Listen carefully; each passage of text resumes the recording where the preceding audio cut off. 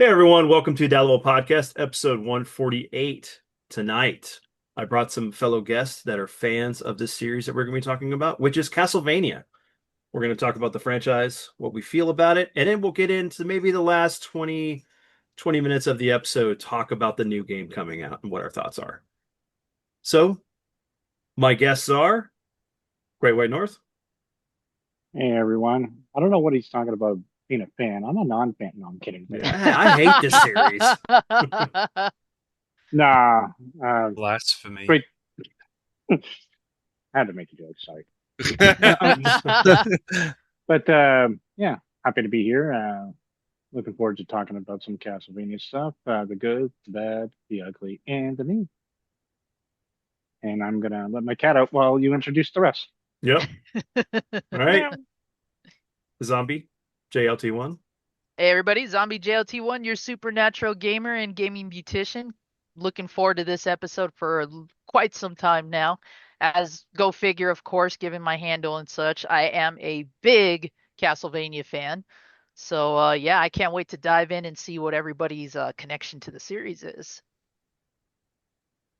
And last but not least, is Anthony, our Saiyan from the planet Vegeta. Okay. I just Did you cut your I'm tail yet? yeah.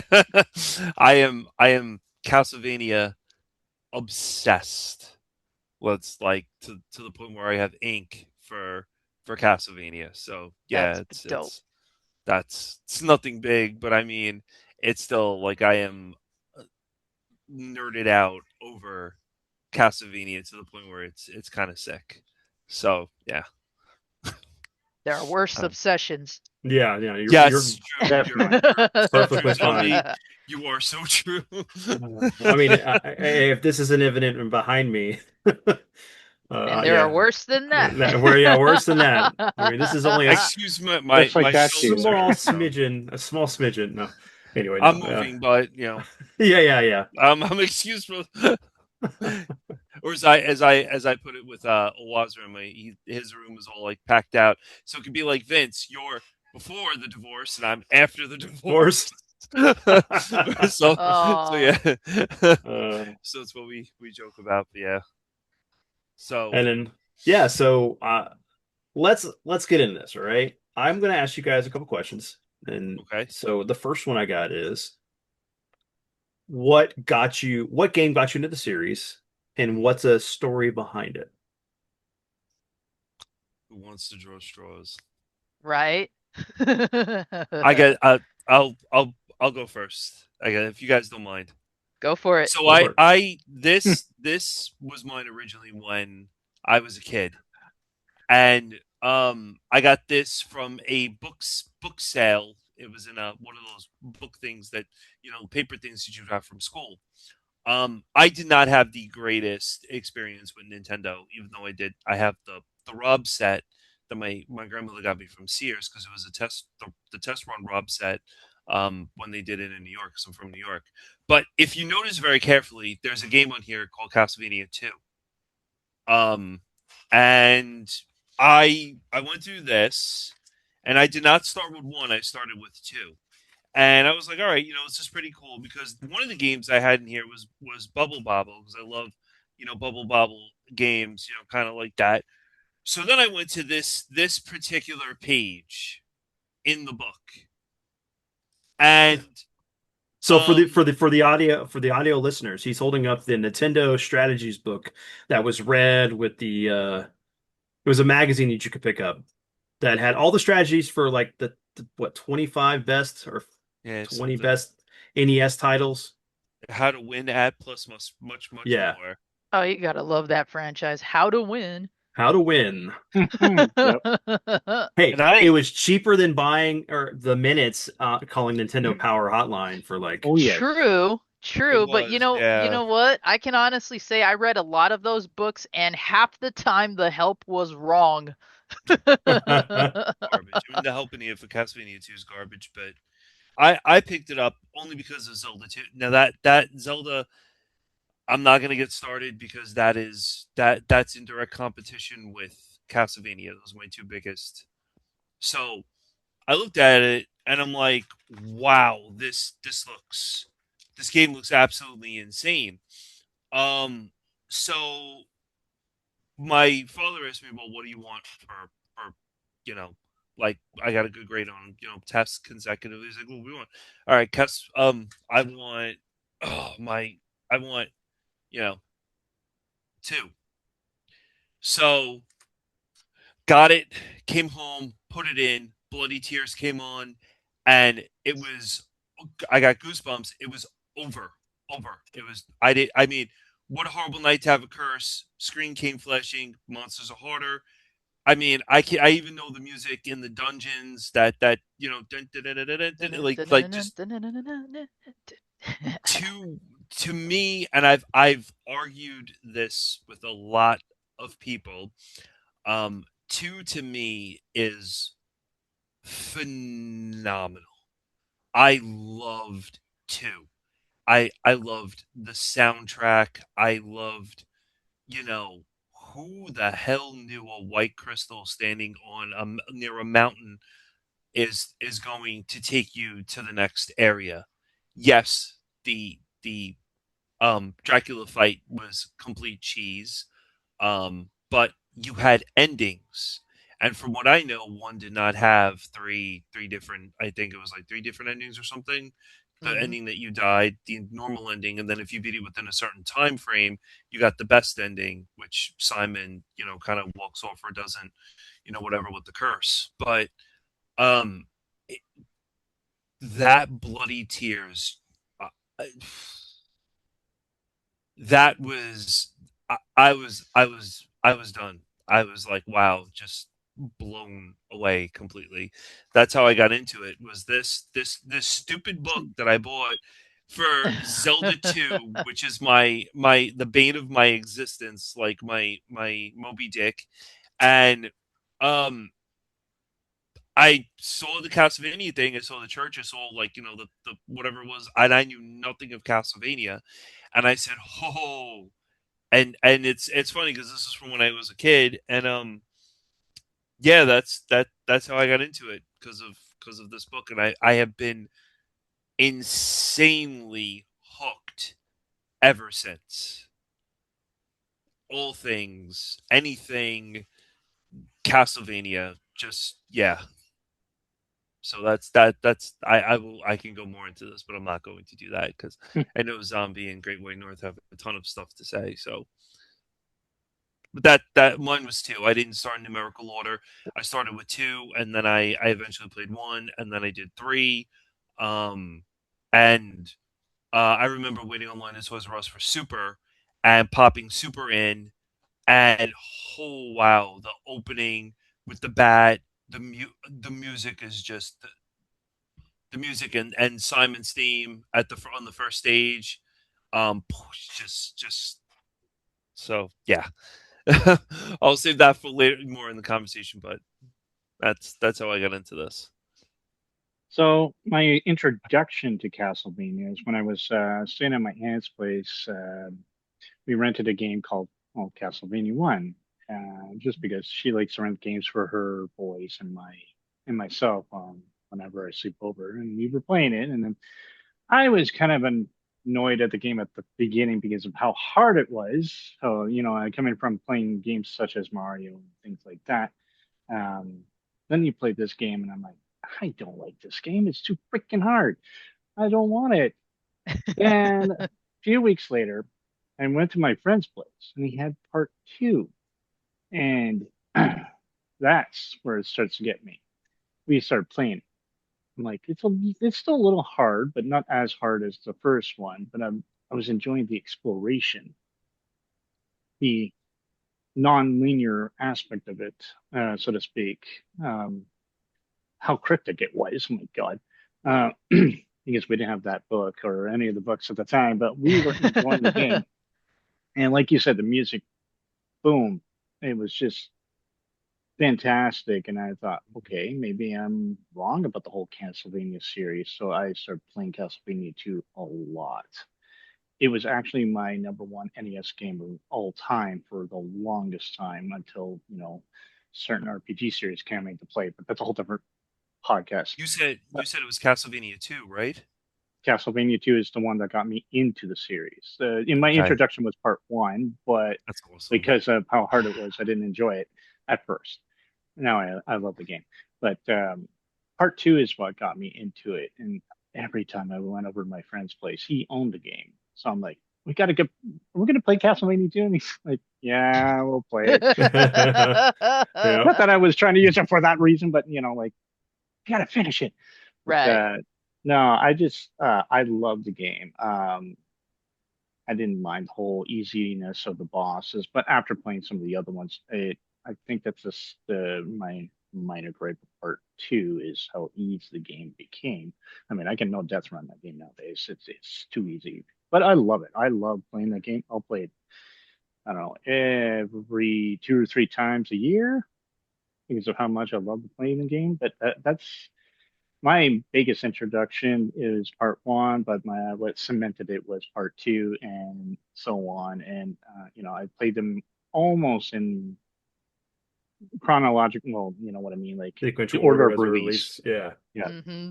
which part three became my favorite of the series for a while too, until part four. Oh my God!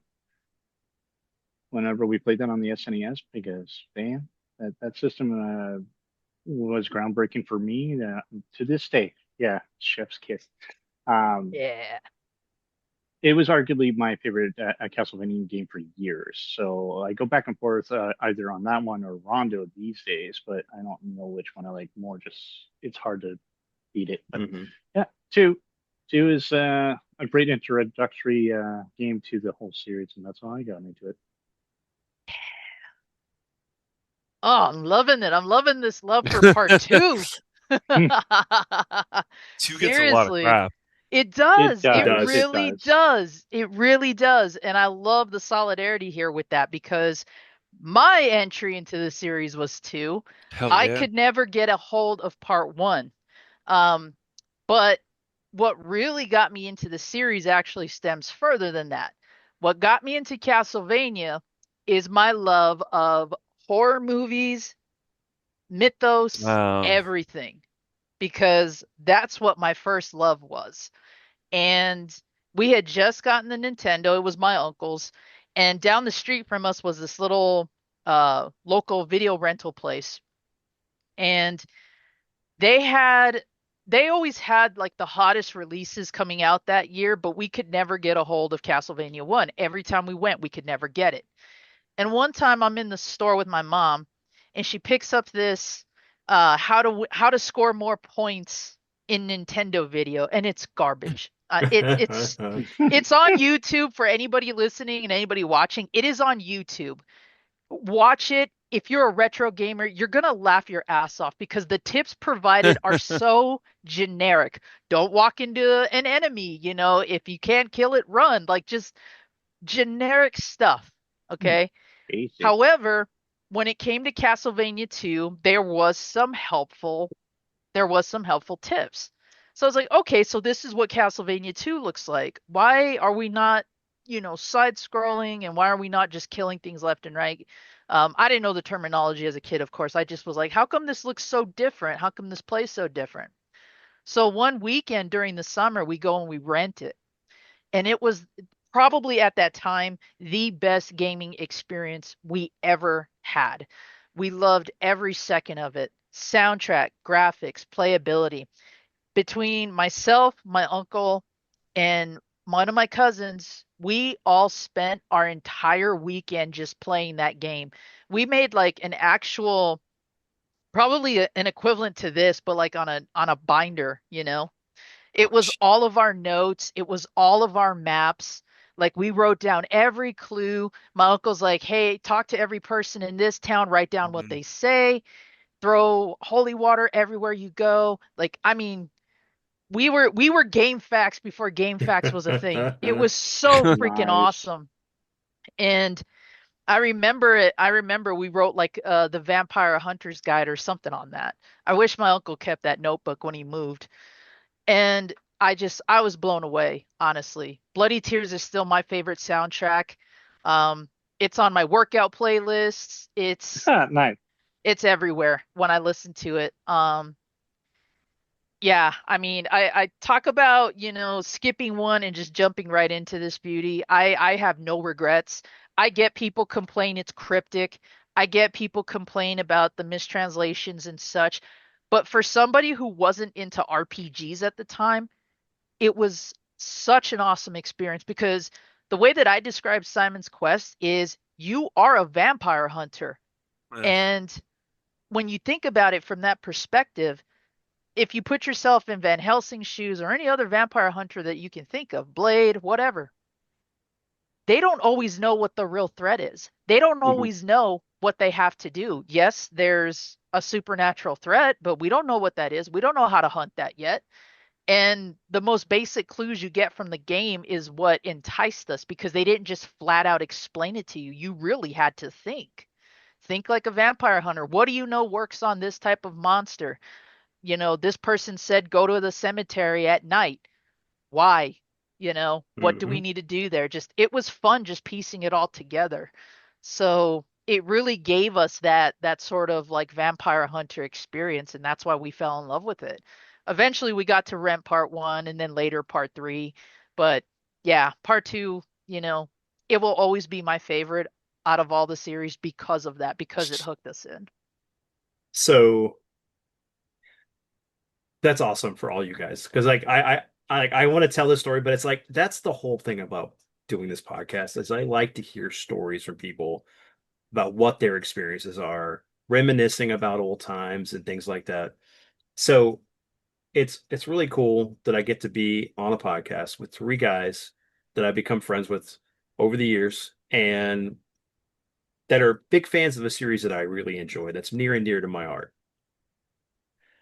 And so for me, this goes beyond Castlevania. So like when Castlevania came out in 87, I was 6 years old, or gonna be 6 years old. But growing up in a household where my dad raised me and my sister, we watched a lot of horror movies that we should not have watched and anime. So Hmm. one of my favorite movies of all time for vampire genre is Fright Night. Love that Classic. movie. Yep. One of my favorite animes that is based on a vampire is D. Vampire Hunter D. D. Yeah. So we used to rent a lot of stuff. Being in a single parent home, my dad only had so much money that, he would work really hard to keep us fed and everything. So we rented stuff. We didn't always get to buy Hmm. things for games. Usually it was like one game, one our birthday or Christmas, and then the rest of it's just Yep. toys or what we could pick up. Just Yes. 3%, yeah. Yes. I got my copy in the living room. Yeah, mine's over there somewhere. But and then like think about it. We had like Life Force, we had Vamp, we had Monster Life Squad, which Force. is one of my favorite I Yes. movies. love Monster Squad. I was just thinking about it. Nice. Yes. So, but we had a video rental store over by us that was like literally right behind our. No, yeah, it was kind of right behind our apartment complex called Showtime Video. And we would go there every Friday and go rent movies and games. And Castlevania 1 was the first one we picked up. We saw it and we're like, this looks really cool. And took it home, played it, was really tough. Eventually I did beat it, but it was years later. I think I was like 12 when I finally beat it. But we eventually had my own copy at that time. But it wasn't until, of course, Simon's Quest. My dad went out and bought that because we were so hyped. We heard that it was going to be more RPG elemented and with a bigger exploration of trying to figure out what was going on. And we're like, this is right up our alley because my dad would role play. He would run campaigns. He was a DM. So it was me and my sister and Yes. all of our friends, and we would just sit there and play on the weekends. We're in the So loft. yes. So playing a game that represents that, and it was a sequel that just like spoke to us. And we were so hardcore into this game, we played it trying to figure out all these cryptic mess. And we got to the point where it's like we can't figure things out. We tracked everything down. So eventually my dad would we would go to bookstores and things like that. He found a book that had like, oh yeah, here's the how to get past this area in Castlevania. So it had the whole completely walkthrough of the game. And we beat the game finally because we couldn't because unless you had like word of mouth or your friends had beaten it somehow, it was really hard to figure out some of those cryptic messages, especially like what you guys were talking about, writing down all the messages or the things, the spoken word in town, and Mhm. why do I need to go do this? But if you couldn't figure it out, it was really tough to kind of get past a certain point in the game, especially like the White Crystal kneeling in a corner against a mountain, hoping this tornado is going to show Yeah. up. Yep. So, but it was those two games that got me into the franchise. Besides everything else, my love for vampires. That's my favorite horror monster besides the thing, the creature. Oh, So, Let's not forget I am the representative of the Lycans, so yeah. Hey, we will keep the peace, you know. Just saying. hey, I how? honestly would rather be a werewolf than a vampire any day. But I mean, and the only reason why would be because of Bad Moon, and Yes. the werewolf transformation in Bad Moon was like badass. That whole Yeah. werewolf was badass, and then the howling. So Howling, yeah, I yep. can't. But I think the one that did it for everybody was the American Werewolf. Werewolf from yep. Oh, my Yep. And biography. the Yep. transformation, and yeah, that was wild. But I mean, even Fright Night had the werewolf Yep. transformation, and Evil Ed. Yeah. Fright Night 2 had a pretty good werewolf Mm-hmm. transformation as well. Yeah. Yep. So yeah, Fright Night 2 was even crazier than Fright Night. Well, Hmm. what's great about Friday, and we're not going to get into this too much because like we need to save this for an episode dedicated Yes. to it. Yeah. Yeah. Agreed. But like um Tom Holland, the writer of that, the director, not the same Tom Holland who's playing Spider-Man, No. but he was like he stuck to the lore for Bram Stoker's Dracula when he wrote that script. Hmm. Oh, for two? And no, for one, but they kind of follow because like he has a little bit of stuff linked to two, but like he doesn't officially count it as canon to what he believes the story should have been. Because Right. that's a whole other thing. We'll get into that another time. Um, but like he doesn't like it's not. So he's doing a new storybook. He's a new book just came out that's a sequel to the original Fright Night, and he's going to do another book. So it's a trilogy of these books, but then there's a long story of the fact that like he was going to do a third movie, and then the producer, I believe, and his wife got into a horrible car accident, which kind of like halted production. And it just sucks because like knowing that um not Malcolm McDowell, Roddy McDowell Mhm. was really on board to come back as Peter Vincent because that was one of his favorite roles Yeah. Hmm. of everything he's He Yeah. ever did played. such a good job. He Mhm. Yeah. really did a good job. Yeah, he was awesome. But yeah, we'll do a dedicated episode to vampire lore and dive really deep into Fright Night because there's also like Near Dark and Hmm. The Keep has stuff to do with vampires. I mean, there's a lot. The Hammer films, which were Oh yes, They hugely were good. influential Mitchell. Hmm. Yep, for Yeah, they were that's right. good. and it's funny because I believe um the original name for Simon was going to be Peter Dante, which was in reference to Peter Cushing and Joe Dante Hmm. for, their involvement in the vampire films. So there were a lot of nods to not just the Bela Lugosi films, but vampire lore throughout, which is one of the main reasons why I was so drawn to the franchise because you're not just fighting vampires, you're fighting things from Greek mythology, Japanese mythology. There's so many different, creatures. And I'm sitting there watching my uncle playing, and I'm like, I know what that is, and I'm just writing it down and hoping Yeah. that whatever I know about the lore is going to help us in the game, which it doesn't. So But interestingly enough, since we are talking about all of this, I it's boxed up, but I'll send you Vince like Hmm. photos of it. Yeah. I have a sealed B of this. Now, a sealed B version of this. Now, if you notice, this has um Simon on it with Dracula. Hmm. mhm. And this is basically what they shipped all over the world. except for one part of the world, which was the Slavic regions. The Slavic regions did not want to kind of get involved with the whole, the vampire stuff and everything. From what I remember, getting it from one of the guys. I did get it from Poland. It is sealed, and it is Ah, completely missing Dracula. Oh Dracula is wow. not on it at all. It is mm-hmm. him with no Dracula, no castle, all gone, just standing there. And I have it in. If I could find the photo, I would show it. I have the number 2 copy of Nintendo Power, which featured Castlevania II, um, in plastic, like in pretty damn good condition because I didn't touch it when I got it from Toys R Us, and it's in a shadow box. Ooh, But there, nice. most people will be like, oh, like two has, oh, this is two. Everywhere you look online, and I searched eBay to hell and high water today and yesterday to try to find the box that only has him on it. It is almost damn near impossible. And I even put B. I even put the PAL region to look what it is. It's only him on the cover. There's no Dracula at all. And it was sold to the guy in Poland specifically where they did not want to associate Dracula, or they wanted to, like, oh, Transylvania and all this other stuff. They just wanted it to be just him there fighting vampires or whatever.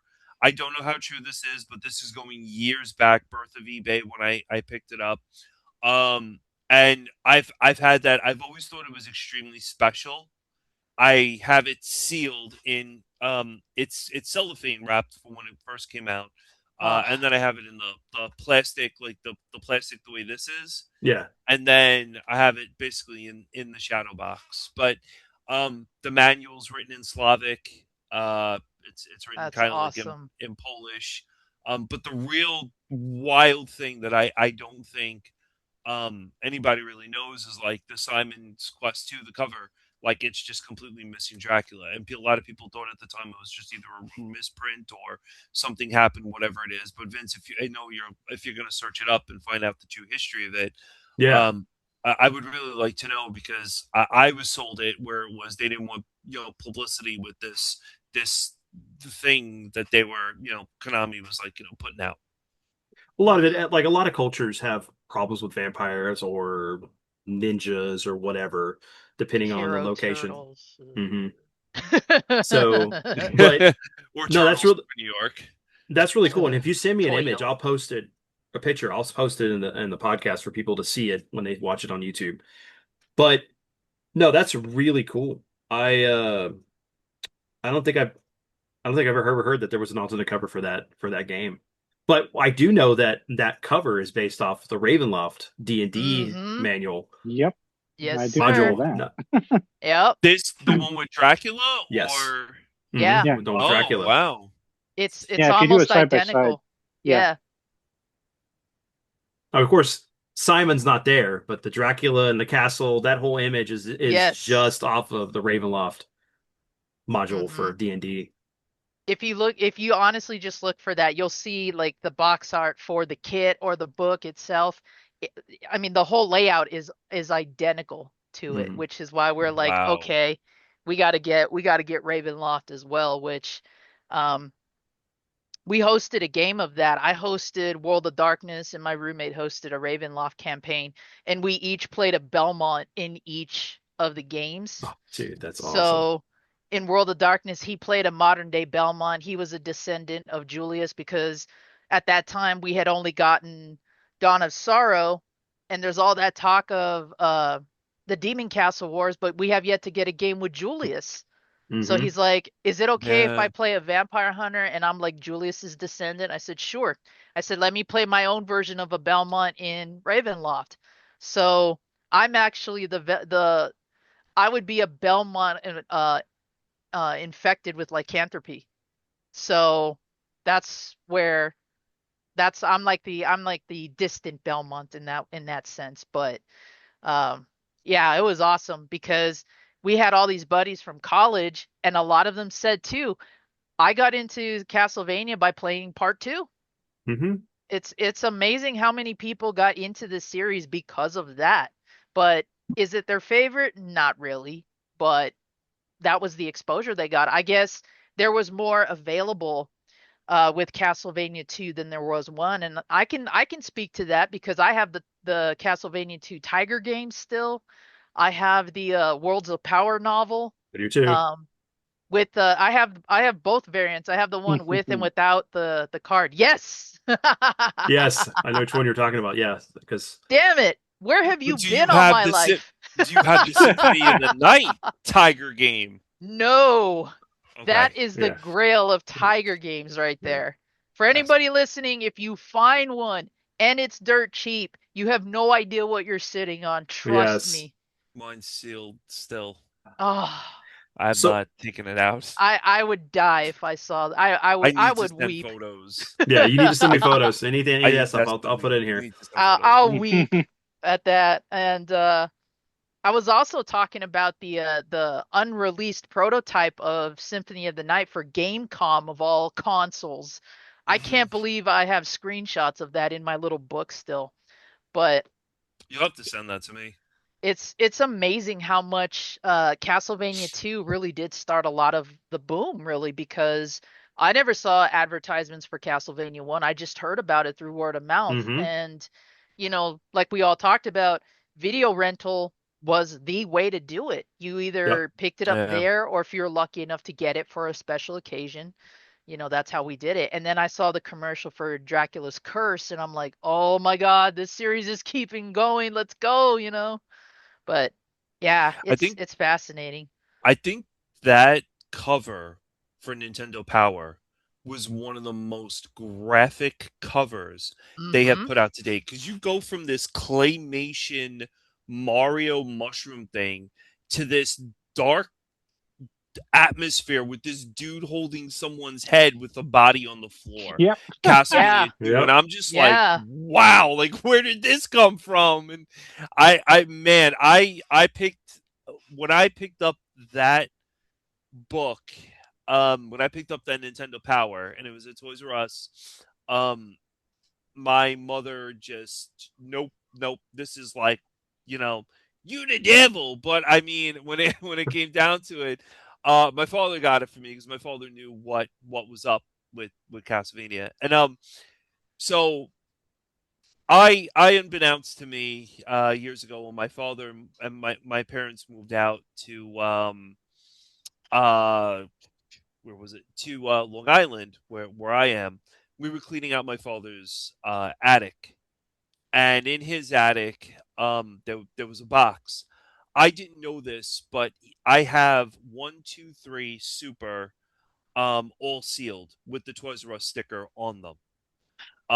I've he saw how much I loved Castlevania 2, like deeply loved Castlevania 2.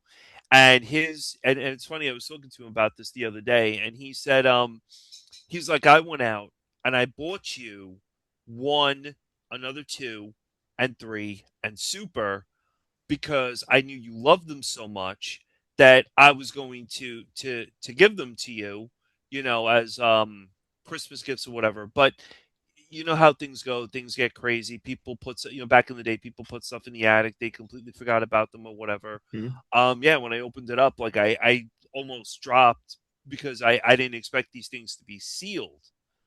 And yeah, 1, 2, 3, and yeah, Super, all completely sealed with the Toys R Us sticker on them, kind of Oh. really deeply faded sticker.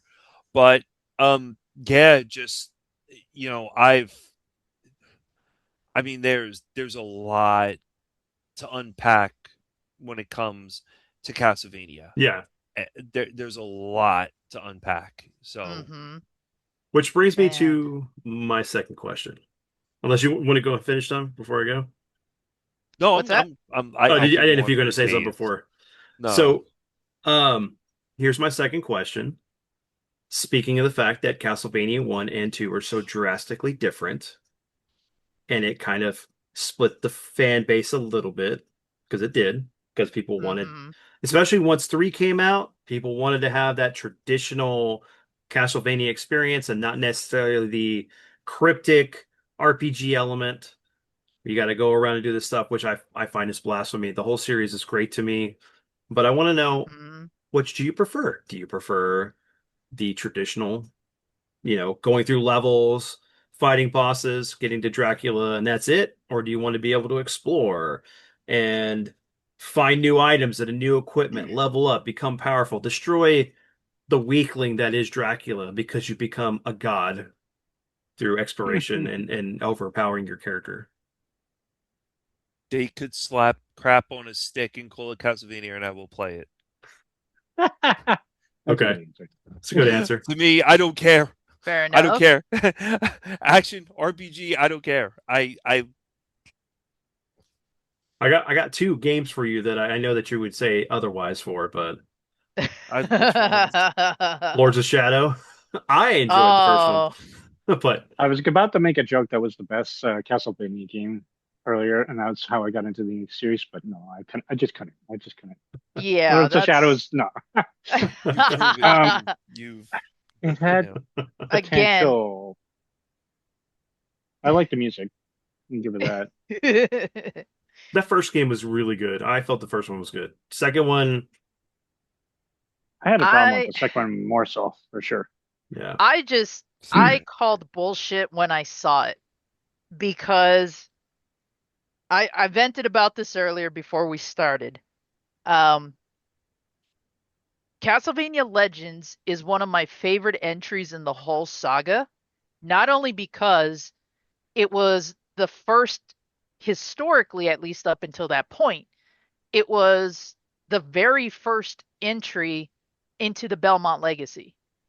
Now, another personal reason why I like it is because it's practically Vampire Hunter D, Hmm. except instead of following D, we're following Doris, aka Yep. Sonia. hmm She Now, definitely looks like Doris, that's for sure. Yep. Yeah. and Alucard's involvement would make sense why future Belmont generations are as powerful as they are. So that makes sense to me.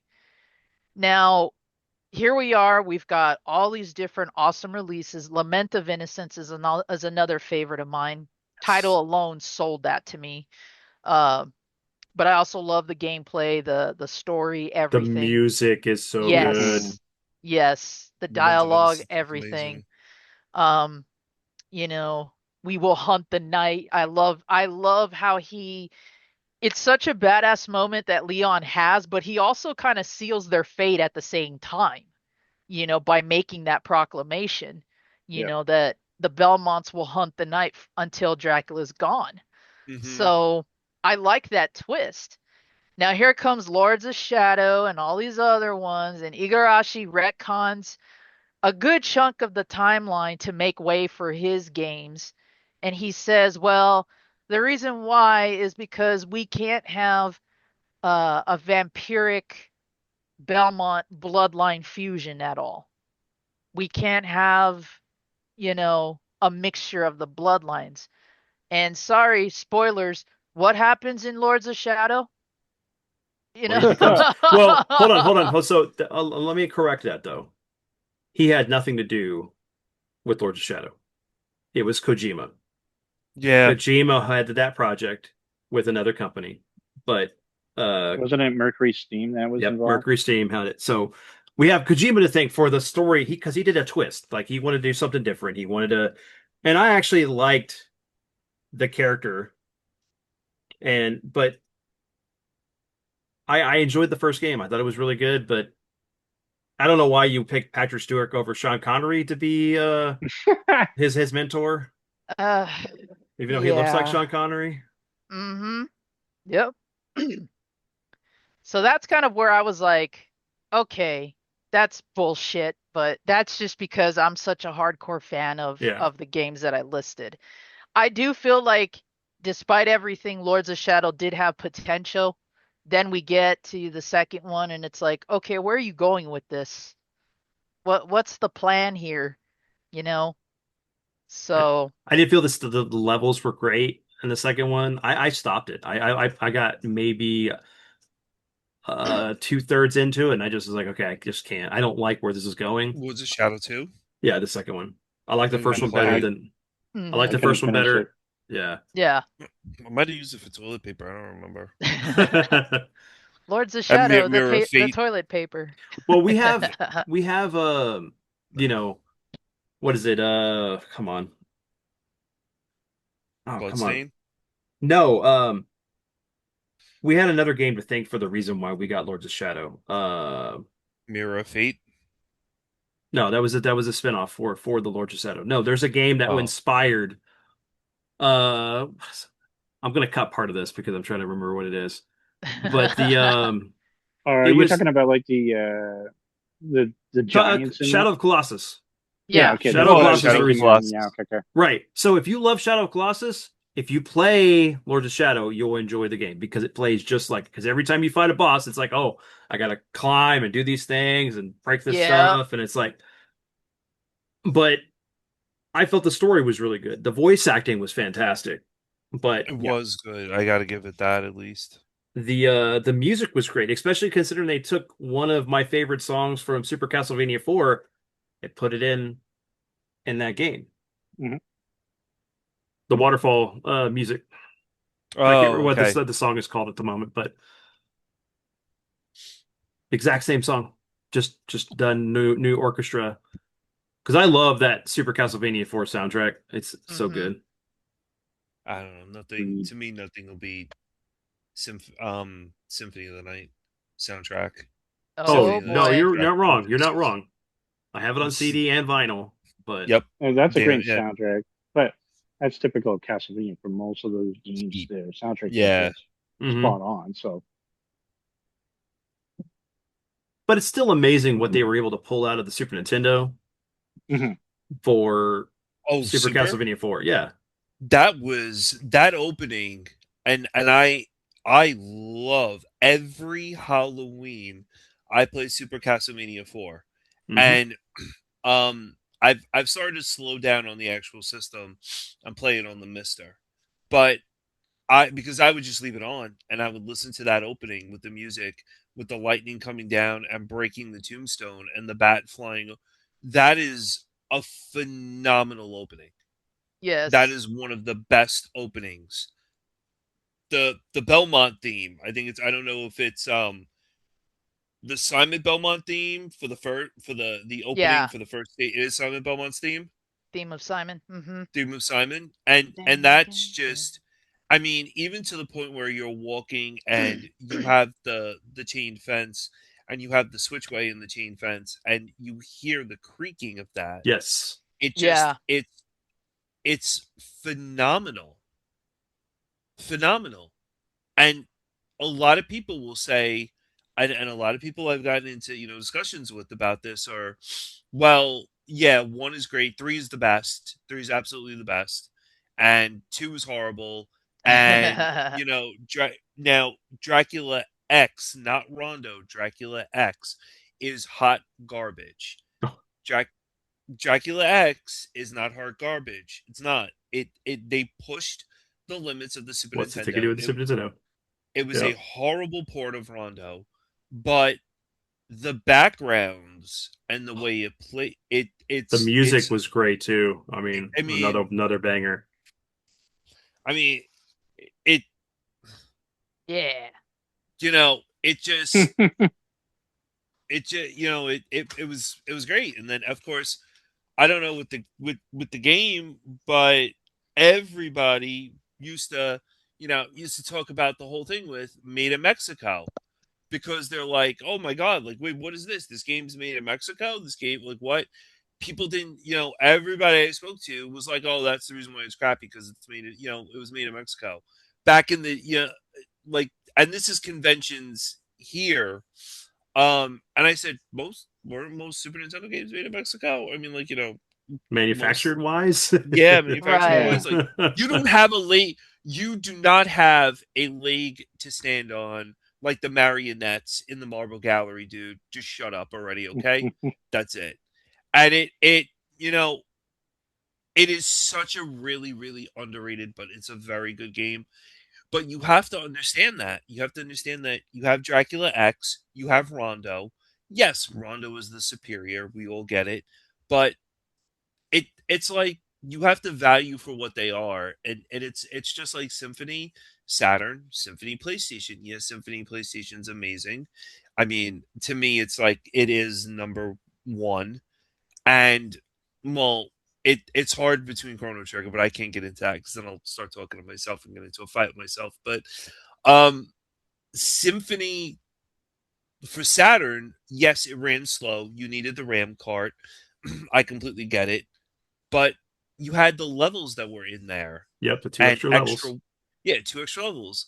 And you had, I think it was was it a graveyard? I think it was like the tree area or something that Hmm. was there, the garden.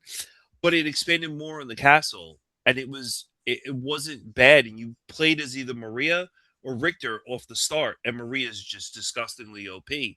But She is. Holy crap. Yeah. yeah, I when I first played as Maria, um, I was like, wow, this is like amazing. Like I imported a Japanese PlayStation just to play that game because I had to play that game. And it took a month for the Japanese PlayStation, the white Japanese Saturn. Saturn to come. But obsessively, like I played it, and she was just wow. Mm-hmm. But people don't, they don't. That's the problem with like a lot of people with the Castlevania franchise. What I've noticed is that they become experts because they play the games and they understand stuff. And most people will turn around and be like, Julius is the best. Julius is pinnacle of Castlevania. And Julius, this is it. It's over with. He's like, no, you're forgetting about Trevor. You're forgetting about Sypha. You're forgetting about Richter. How the hell did Julius get his powers? Like, I mean, it makes no, like, people forget all of this. Mm-hmm. Yeah. And it you know and then the N64 games too. They just, you know I think They get flack. They get a lot of flack. But so see, the I thing is people didn't play them though. That's the problem. Is like a lot they of were people great who said games. they're fantastic games. I think Fantastic. zombies got a different approach on those. I plead the fifth, but But that's okay. Everybody has their own yeah, Well, because process, right? So, right, yeah, because I think what we're touching upon here is everybody's exposure at the time.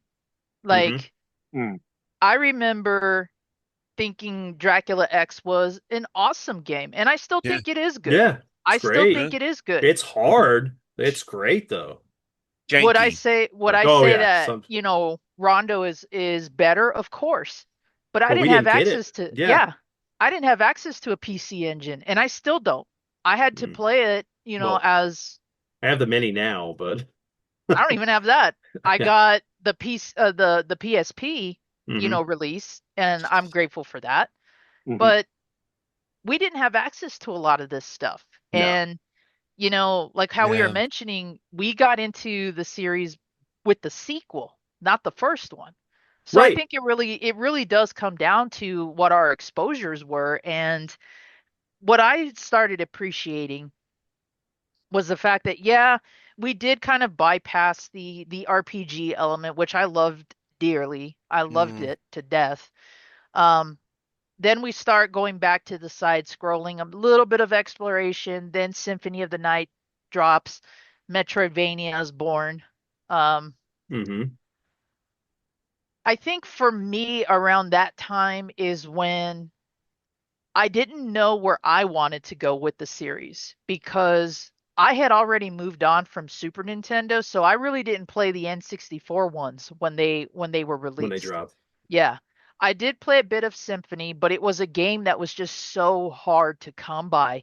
Even if you were lucky enough to maybe see it as a greatest hit back then, chances Really? are every copy was hard to find. Um, Because Really? it depends on the location. Because yeah. like it wasn't that hard to find for me because I Not walked for into me. Toys R Us and I got it. But like you're looking at where depending on people are. Like I heard stories where people like they would find games that I'd never see ever, and I'm Mm-hmm. in a big city in Houston Yeah. versus other places where I would see stuff that they wouldn't at all. And I remember seeing Dracula X actually in a KB toy store at one of the malls that I had gone to, and I never saw I never saw Symphony. I maybe saw it That's once, wild. but it Why was it? it was the little like printout, you know, Mhm. because I'm with you with well, Dracula X. Mine was at a KB toy store too. That's where I So, got mine. I mean, for me, I never saw it for, I only saw it for rent, and then I never saw it in any of the stores. The only time I hmm ever came across it, which is when I bought it, unfortunately it's loose, so it's fine, was back when I was working at Game Crazy back in 2000. ah, I walked in rest and in I was looking, peace. I just happened to look at the stuff in the case and see what was came in. I was like, oh crap, Castlevania X. Grabbed it and said, I'm picking this up right now. And I paid for it. And then when I got off work, I went home and played it. I was just like, I hmm never had a chance to pick it up. There's just times where you go through and you never see something at all. Or Well, see Me, it's, this. oh, go ahead. No, this is what kind of confuses me too, because like I said, not to derail, but keeping on the subject, I have a Gane, and I got Hagane from Toys R. No, I'm sorry, from Blockbuster. When my wife, yeah, we were 18 years. I think it was like 18 years ago or something, like when Blockbuster ever closed, and I picked up Hagane, and I knew Hagane was like this whacked out, game because I had rented it before from Blockbuster, and I had picked it up with my wife when Blockbuster was closing. Um, but what I don't understand is most where if it was only a rental game for Blockbuster, where did the box and where did the manuals come from? hmm And I don't like that's some of the stuff like I don't understand. And most people that I've spoken to here in New York about Castlevania at these like retro shows, the how do I put the retro shows of the The Expos. people walking, yeah, the expos, the walking encyclopedias of, people know everything about video games. Um, a lot of people said it was an exclusive rental, Dracula X, but See, mine, I didn't know that. I I, got it from KB Toys. yeah. I saw it in stores. I I saw never it in saw it KB as a rental. Toys. I think I I only never saw seen it it as as a rental rental. either. So, and that may be something that could be the problem, right? Think about it. People say these things are only this or only that, but it may have been a store exclusive and we just never knew about it. And there's probably no way to tell unless somebody has a story where it's like, oh yeah, I remember we got a case of this stuff and we had it in the store. And then, but no one ever documented that because it wasn't something at the time that anybody cared about. But it could have No, been a thing. Could have been a total thing. Because I don't understand. I kind of never understood the whole it's a rental exclusive because I know that they would get games before, like 2 weeks before something released. They would usually have it for rental first before it actually got released for right. retail. And so it would make sense that that would be something like that, but maybe they had a limited production because I mean they would need no need to send a box to a rental store if they're just gonna, cut it up, put it in a, the plastic shell case and then put it up on the shelf so you can go, oh hey, I want to rent this game over here. hmm It's But just weird. yeah, but with that said, I mean, so I'd like to know what Jason has to say about it because he was in Canada. So I'd love to know what the Mm, because they would get stuff that we wouldn't get. Well, to be honest, I don't remember it being that we could get Dracula X or even Castlevania 4 for the longest time, actually, because me and my friend we would rent Super Castlevania 4 a lot. I never owned it at the time, anyways, until years later. There's ways to get the game. I do not remember being able to buy Dracula X. I never had a PC Engine or a TurboGrafx 16 or anything like that, so I never even had the notion that there was a different port of Dracula X being Rondo of Blood until years later. Whenever the PSP version came out, I Hmm. bought that one, and then of course the Requiem one, which, in my honest opinion, Symphony and the Night should have had the extra levels in that one. yeah. If you're going to re-release it, you might as well release it the proper way. Which would have But been on the Requiem collection if they did. that's my thought on that. But to the notion that Dracula X, I love the game. I thought it was a really good version of the game at the time when we were playing it. The only beef I had with it was that I felt the controls weren't as fluid as Super Castlevania IV, Hmm. especially with the way you can move the whip with Simon versus Richter. Yes. So Yeah. I that wish was they my kept only that beef. mechanic. Yeah. Other than that, I thought it was a great game too. It is somewhat hard, and I like the idea that there was different paths and too and whatnot.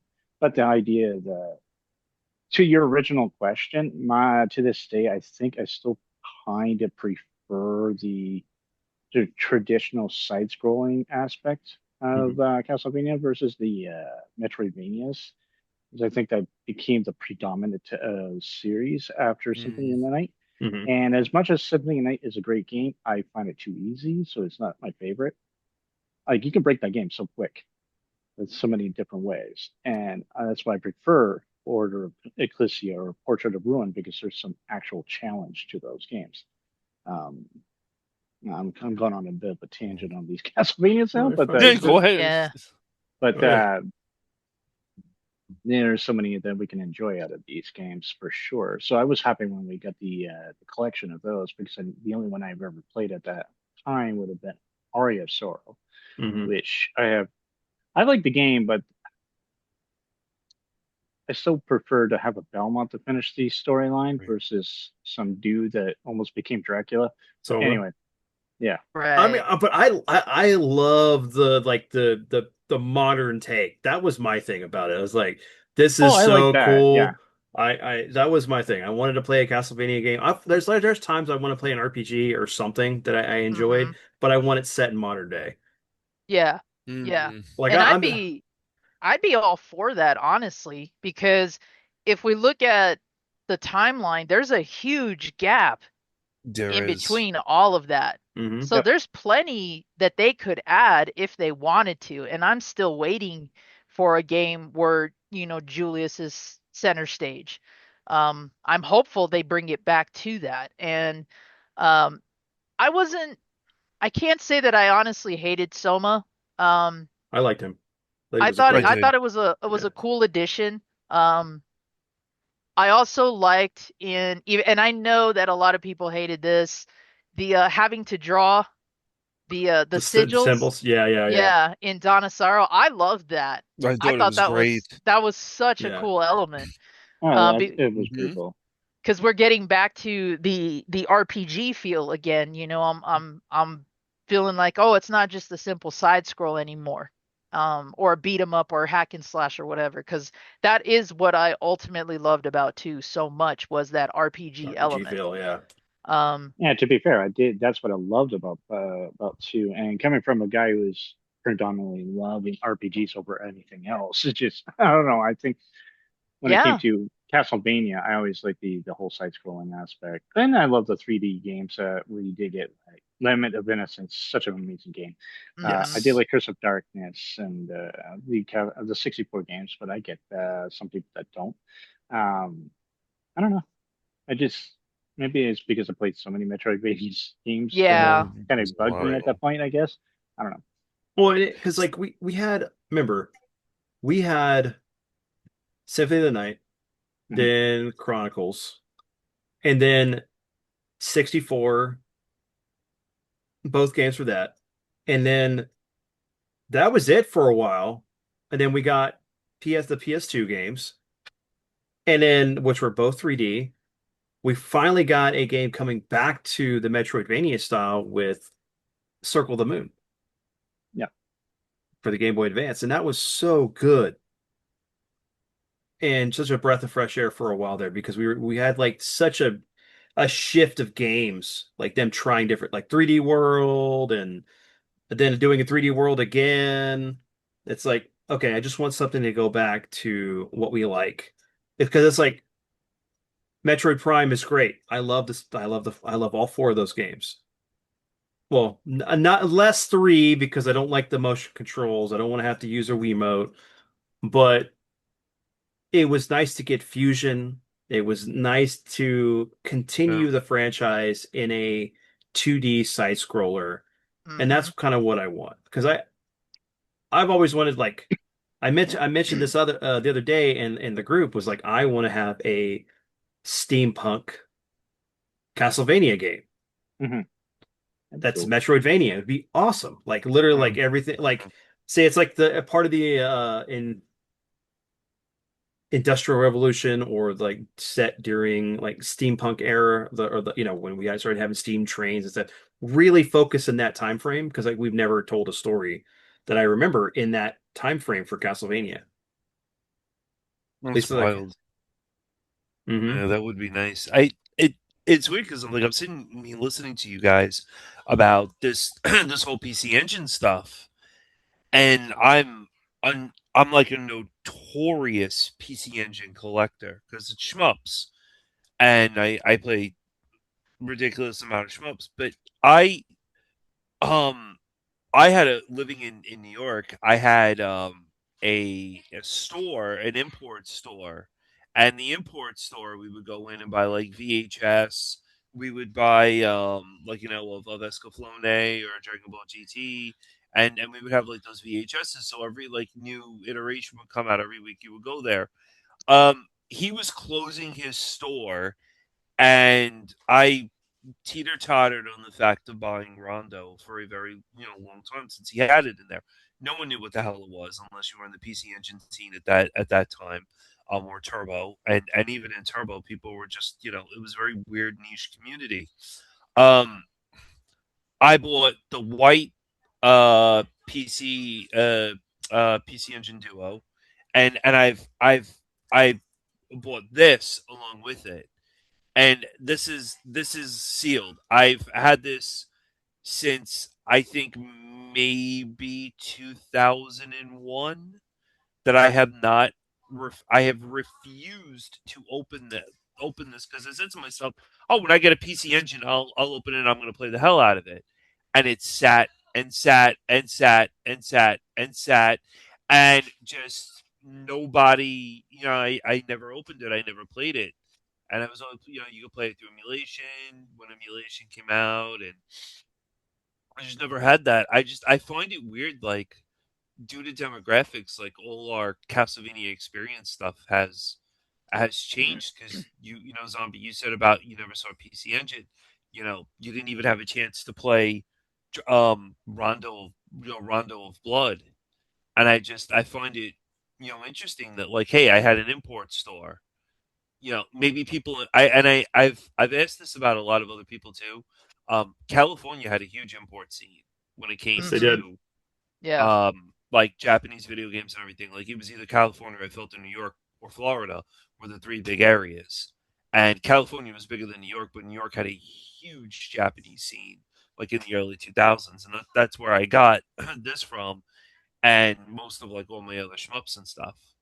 So Mm-hmm. it's weird the way Oh yeah. exposure to like certain things we had growing up. Well, and it's one of those things too, right? So you would really only look for things that you had a system for.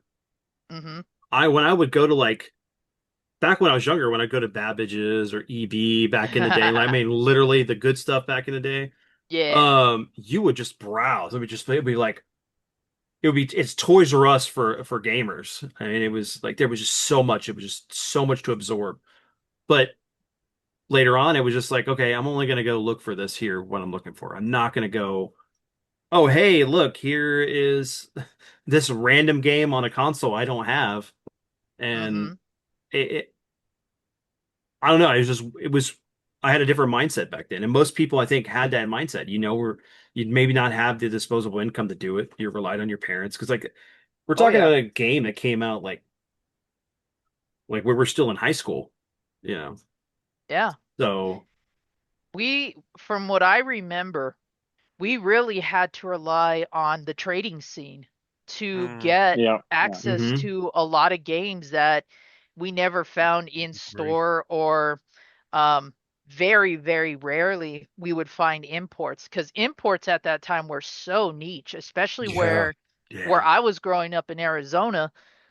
the only time you really found video games were at the major retailers. You were lucky if there was a video game store that specialized in video games that wasn't a Babbage's, that Hmm. wasn't Circuit City, or, that video games were a part of, but wasn't the entire focus, you know? Right. Um, One of the stores that I used to frequent, there were two, um, both in Mesa. One of them was Game Zone or Gamer Zone. They had imports. Wow. They had anime, they had scrolls, like they were starting to bring stuff in because eventually they knew that's how the boom was going to be. That's where I got my copy of Fist of the North Star on Game Boy from. Oh wow. Uh, because they had it Nice. and I'd never seen that in stores, and I was like, I'll take it, and because I love that franchise as well. Um, and Games Plus was another store in Mesa that specialized in just video games. No PC, no VHS, no DVD, nothing. So I would go there to pick up uh, loose parts for Frankensteining CIB games for myself, or if they happen to have something that my go-to store back then, Bookman's, if they didn't have it, Games Plus was my go-to. But very rarely did we see anything that was import, anime based. In fact, I got my first copy of Ranma One Half Hard Battle um, Mm. from Game Extreme or whatever that store was inside the video place. What was it that you worked at, Vince? Oh, Game Crazy. Game Crazy. I think that's where I got my first copy of that game.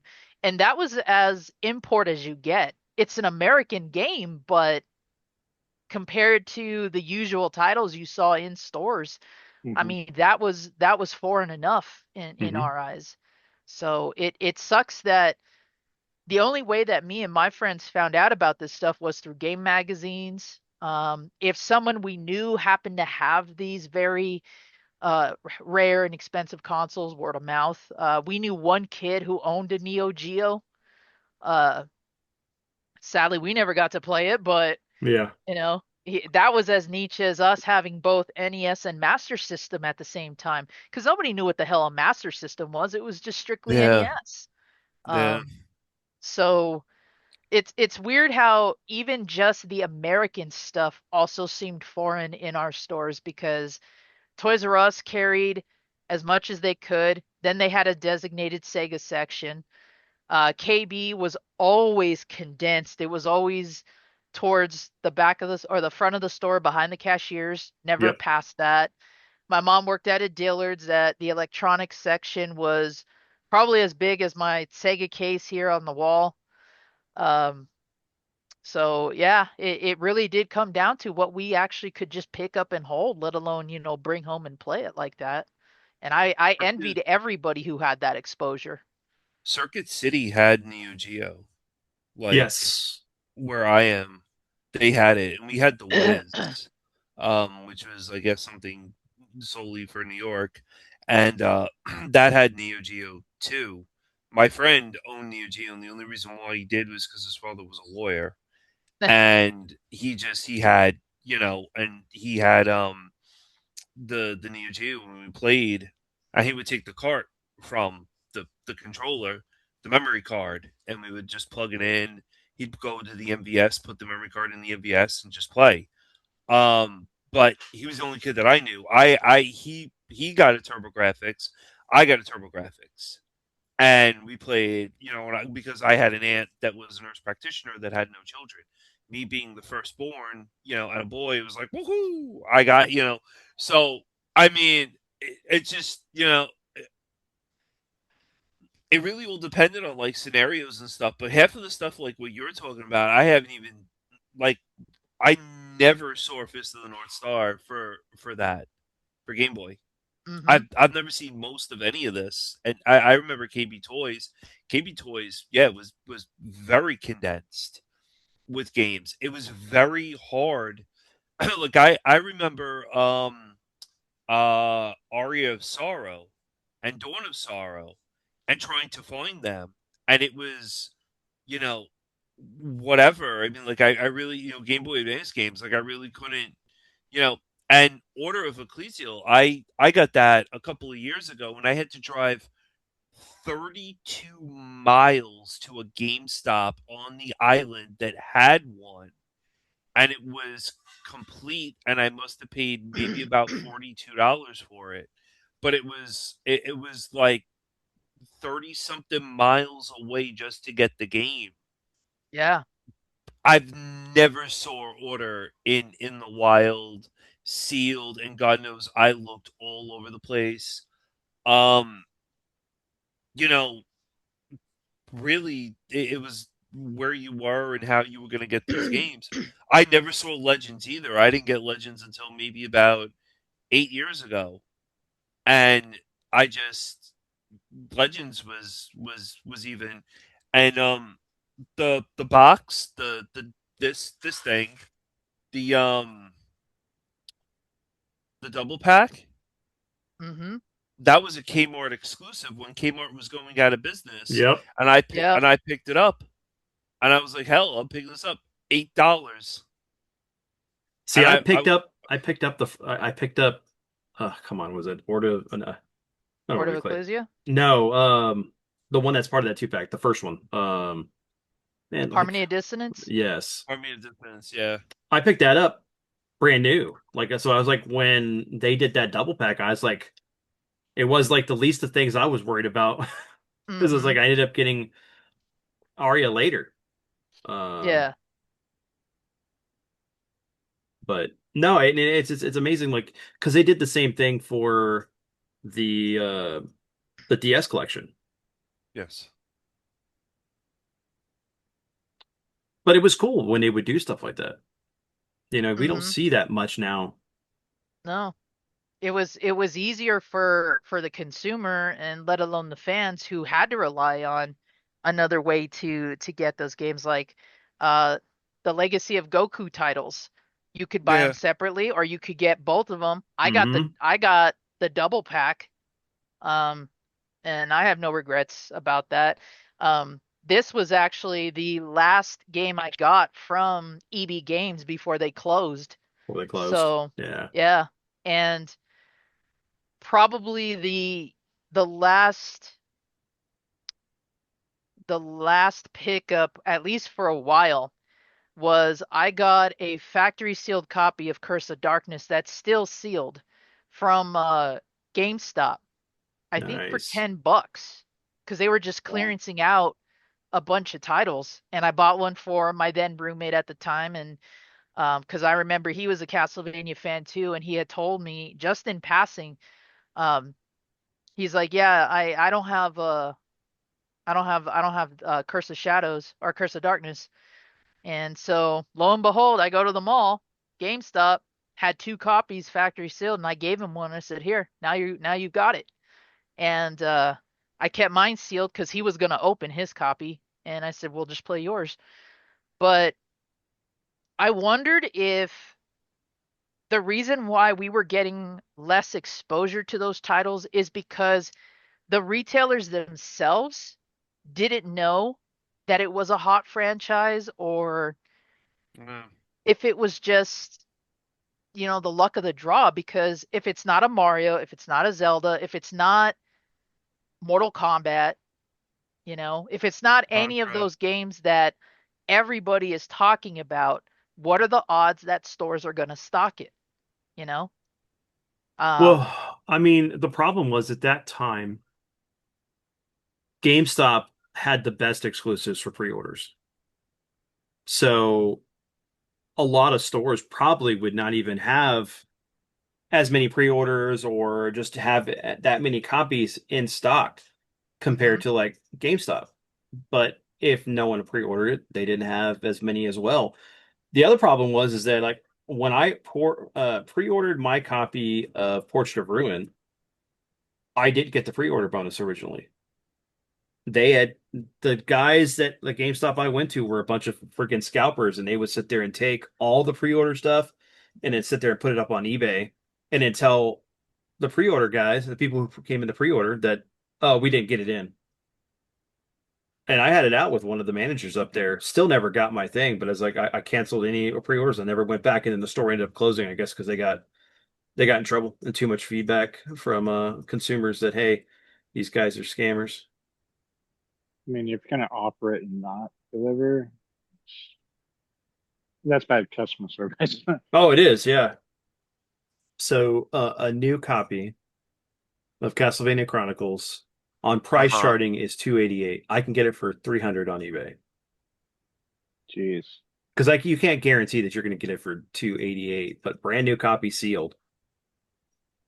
I'd be tempted, but I As would long open it. Really? as I long as would it's I would got open the it though. payment plan option, sure. Right, yeah, yeah, exactly. That's how I would do it. Yeah, Payment there you plan, go. right? $75 Installments. every 2 weeks. I'm down.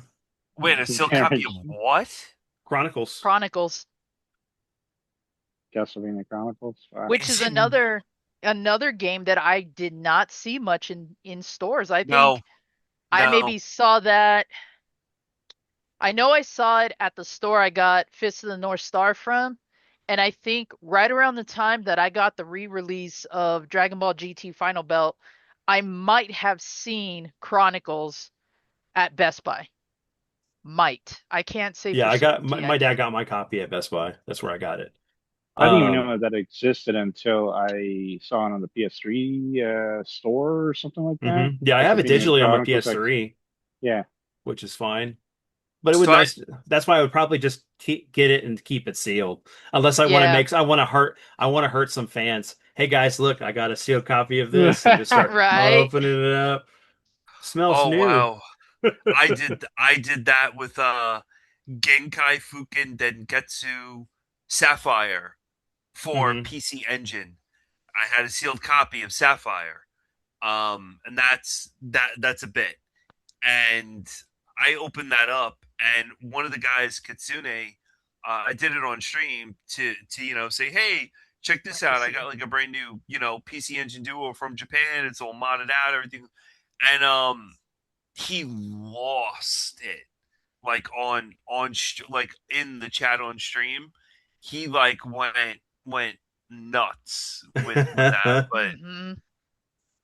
That's I funny. probably would too. I know that there is a, I don't want to say hate because I can't really say I've encountered hate, but I know that there is a sort of disgust for factory sealed collectors.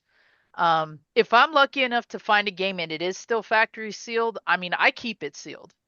Um, I just, should something happen to me Mhm. and my son has to sell my legacy, then I'd rather he get something uh, that will help his family Faith, yep. Yeah. than, what have you. So that's kind of the reason why I do that. I'm keeping that in mind. Also, for me personally, I would love to open my own little museum. I know we hear YouTubers talk about that all the time, like, oh, I want to donate to the historical society and whatnot. If I could, I honestly would do that because uh, having physical media is just very important to me. It means a lot to me. yes, It's about the yes, it does. preservation, the history. Yes. Vince, we've talked many different times about how Hmm.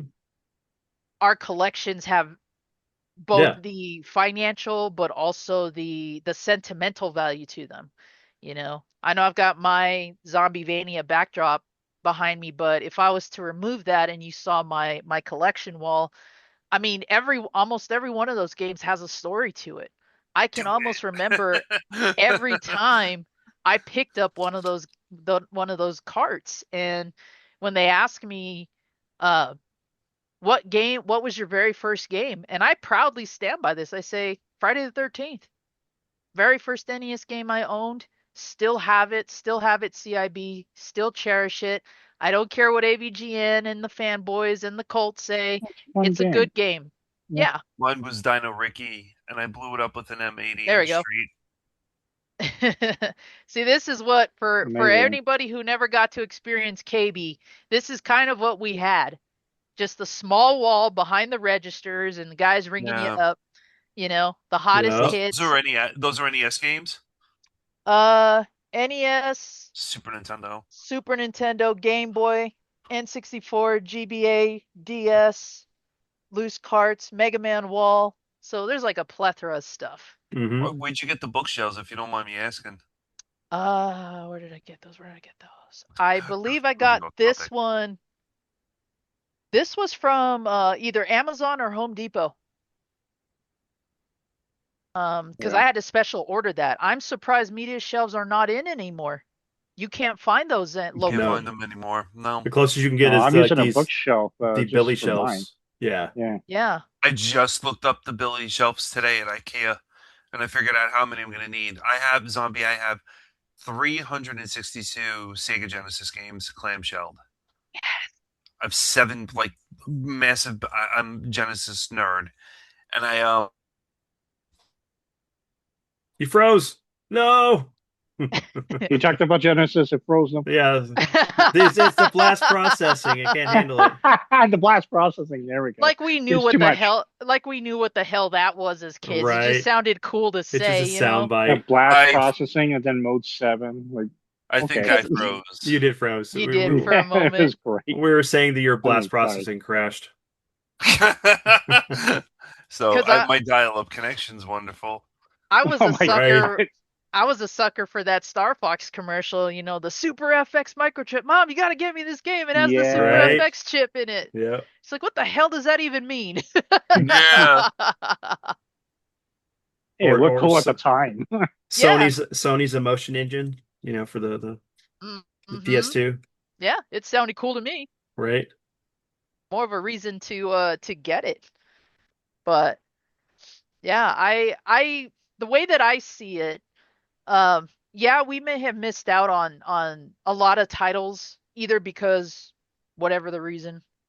Um, but there really was no reason not to go out and experience this stuff. Is it going to be hard to fairly judge a lot of these things? More than likely, because you either grew up with the console, so you'll already have a bias, or you'll discover it after you've already discovered something else. Like we were talking about Rondo in comparison to Dracula X. I discovered Dracula X first because that was my exposure. Hmm. Everybody was telling me, "No, you got to play Rondo. It's so much better." I can see that. I can play that. I agree, but I'm not going to put hatred on Dracula X because that's what I had. The It's only still the only problem I have, and it's the bane of my existence when it comes to Castlevania collecting, is the PSP Symphony of the Night and Rondo. And the reason why it is it's not it's problematic for me is because when I played Symphony of the Night, I am a completionist with Symphony.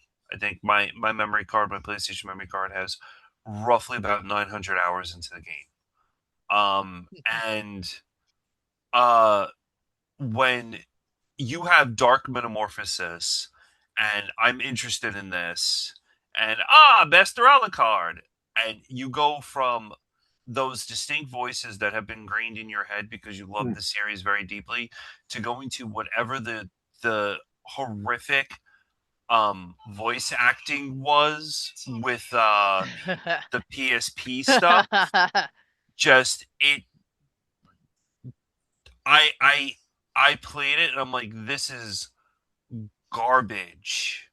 Like garbage.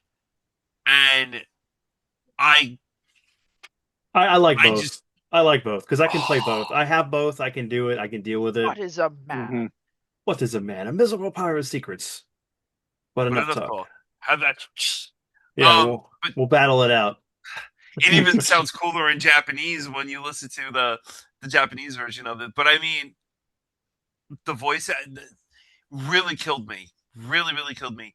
I'm sorry, but I'm not hitting, the librarian's chair to hear a different voice like 100 times just to get the hidden items.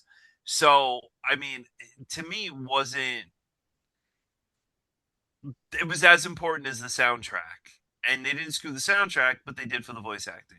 Because when he says Dark Metamorphosis, that was like, oh my god, like wow, this dude's actually like talking to us. And the whole conversation between him and like Maria and like, oh, who's the Belmont, a lord of this castle? It's just like, yo, come on, and like the voice acting killed that entire game for me. And then years later, I don't know, Jason and Zombie, how you feel about this one, but years later, we come to Bloodstained, and he used the actual voice actor for Alucard Yep. in Bloodstained, and I said, "This is why I throw money at you because you keep it real, man. You have a deep love for this. Like I just Well, and that's the that goes into that whole thing of like Konami having problems with bringing back voice actors because I know I never that knew that. we I know we want to hate on Kojima for him not coming back, bringing back David Hayter for Metal Gear Solid 5, but I Hmm. really think a lot of that had to do mainly with Konami and the budget that he Kojima reached a budget with 5. That's why the game is like it's complete in a way, but it's not complete. And but it makes sense. So anytime we get these rematch, because even with the Turtles, right? The Turtles, the collection, right? When they did the whole thing, they redid the original Turtles intro for that original Turtles arcade. It's not the Yep. same. It's not the same music we heard back in the day. So we know it's one of these things where they just don't want to pay the license for the voice actor to come back or just reuse the audio file. They'll pay someone new to do it. Hmm. And but like um I prefer to play the Requiem version for it from a technical standpoint, not for the audio, because I barely play that game because you can skip the cutscenes. You don't have Yeah. to hear any of that dialogue. I can just literally just play the game and just beat it. And that's all I care about. Because if I want to go play it normally, I'm just going to pop out my original copy and play it on my PlayStation or the digital copy I have on my PS3. No, Mhm. But I never understood that with audio.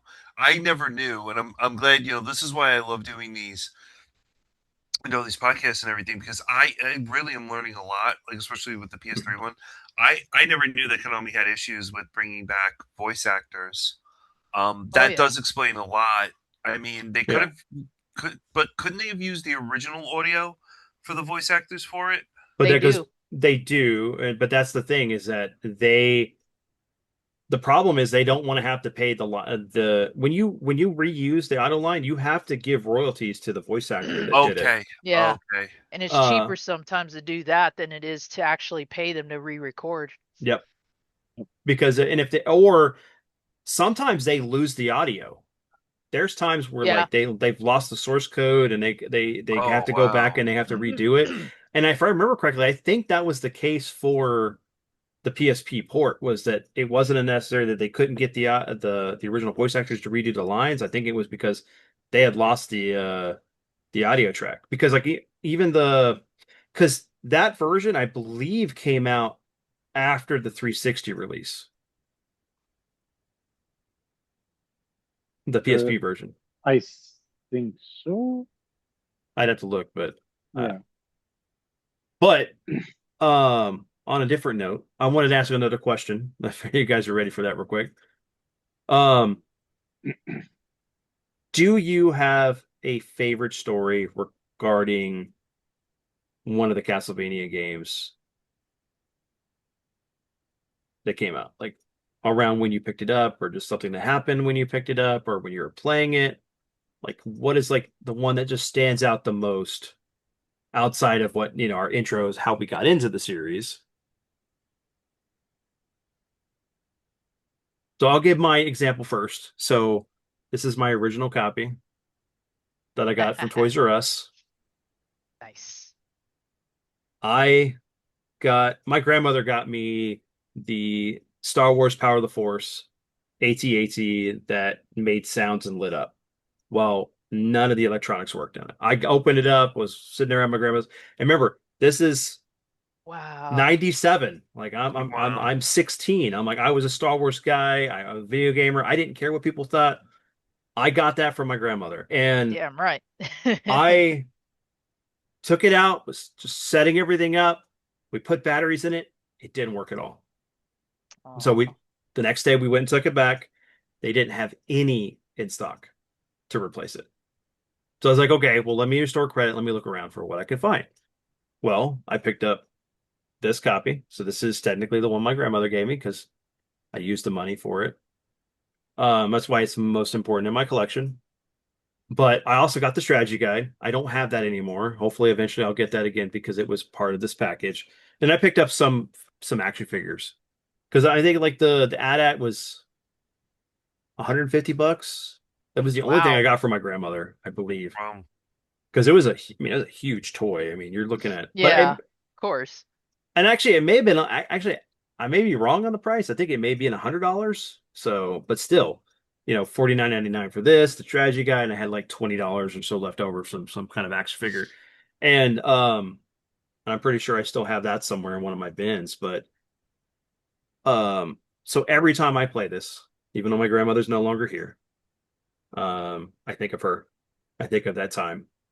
Anytime I listen to the soundtrack, I think about that time when I played this because it was just like right after Final Fantasy VII. This is like literally right after Christmas. I literally got this the day after Christmas, and I played this, and I've played this so much that like I know everything about it. All the ins and outs. Like I can break it to where it's like it's fun for me, but may not be fun for others.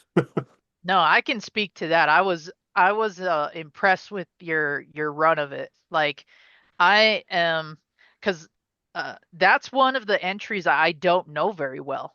So Mhm. I love the fact that you guys who have streamed it have like demolished it and have really just like it fascinates me how good you guys are at that. Because Symphony was at the point where I kind of have a love-hate relationship with that game, and I'll keep this brief because I don't want to, take the time from you. But um, Symphony, I have a love-hate relationship for just like I do Final Fantasy VII, because it seems like they created these artificial booms where all of a sudden people were fans of these franchises, and I couldn't stand that. I couldn't. Um, it used to irritate me when people would tell me, "Oh, I got into these because of these games." And I'm like, "Why am I not surprised?" You know, I've been there since the beginning, but okay, fine. Uh, and I kind of have that same relationship with Pokemon too, but not as extreme as Yeah, with Symphony and seven. FF7. But I do respect the fact and appreciate the fact that because of Symphony, a lot of people went back and looked Mhm. at the entries they missed. Yep. So that's why I have a love-hate relationship with it. I mean, Hmm. I guess the last thing I'll add to it is the fact that like it's for a long time we didn't have a Castlevania game. Like I really Hmm. didn't play the Game Boy games because I didn't have a Game Boy until I was 18, and I first one I played was like Pokemon Yellow, and then I got Legends, but I picked up the two other Castlevania games on the Game Boy, and I never could find. Actually, I think I found Legends, but I just didn't pick it up, and I was kind of like my taste for playing those games was done. I was like, this game like defined what Castlevania should be in my mind, and I was like, Yeah. I No. only want to play this other than like four. But Hmm. I I I love Castlevania, but like this is my favorite one, and right after that is four. Um, Hmm. but yeah, that's my story. That's why like my memory around one of the games that just has stuck with me and why I play this game. I can play this game anytime. I will start to finish, play it, beat it. Like when I was doing the preparation to do that speed run I did and I uploaded, I played, you can ask my wife, I played through it like 5 times in one day, just playing it. Of course I'm finishing the game quickly, so it's not like I'm spending hours on it, but it's like Right, right.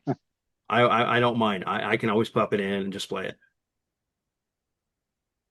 I can't speed run that game, but I can do almost every nook and cranny as well.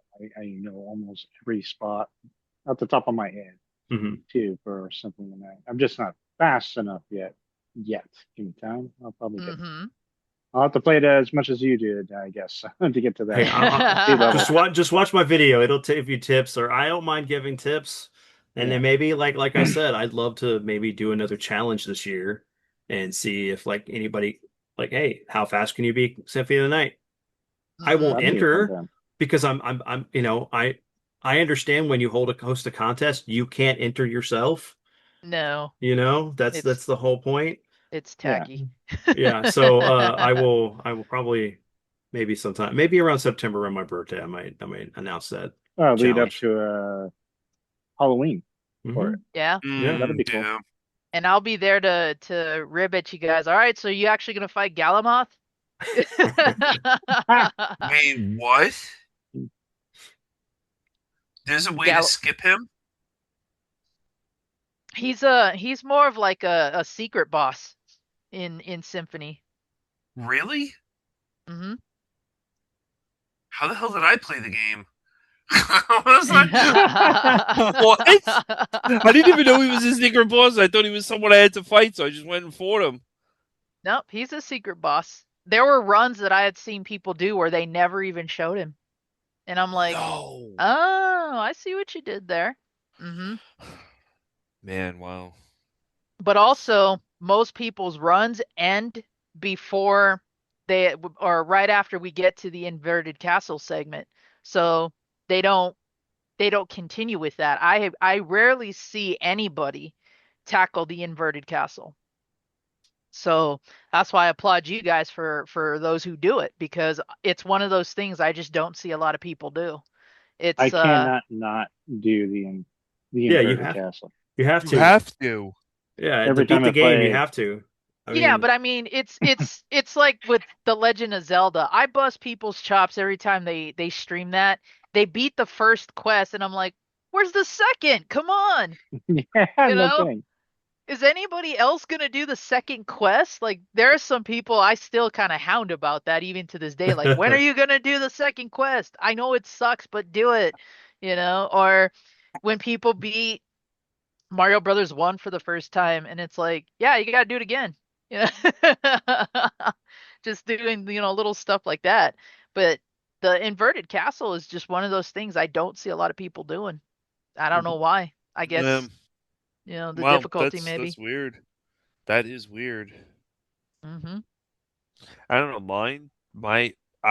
I had like I was saying, I had GT or Symphony, and I having collected Castlevania because I wasn't like Zombie what you said I wasn't one of those poser people where it's like, oh yeah, I got into, now I'm gonna like do this or whatever it was. I have been playing these games since two came out. Hmm. Like I have been die hard. uh Symphony, when I got Symphony, um I went out and bought the McFarlane toys for Symphony Nice. because I was just like, whatever. I had to hide the succubus from my mother, but I still have them.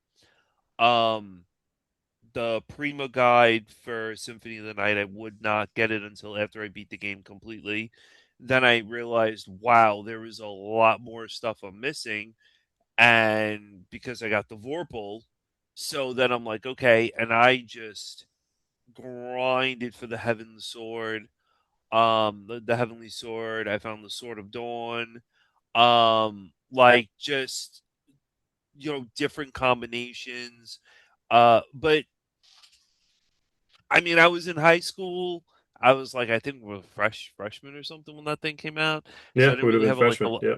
yeah, Hmm. didn't really have like a lot of friends or whatever it was like. So I dumped stupid amount of time into that game because I loved Castlevania. Well, I love Castlevania. I love Symphony of the Night. I think, and I just that's really the story where it goes is like I had a choice between um Dragon Ball GT or Symphony, and I remember clearly choosing Symphony of the Night over GT hands down because I was just like this is, and I didn't see. a commercial. I didn't do anything. I said, I trust you, Konami. I trust, I trust your with Castlevania. And I played the hell out of that game until the point where I bought another Symphony of the Night with my birthday money, um, and left that one sealed. Hmm. And I just Castlevania just I mean it's pheno- I mean it's like one of the greatest series I've ever played besides Zelda. And like the Final Fantasy series too, Chrono Trigger, Hmm. but it's it was like I remember sitting there playing. I think it was Symphony of the Night.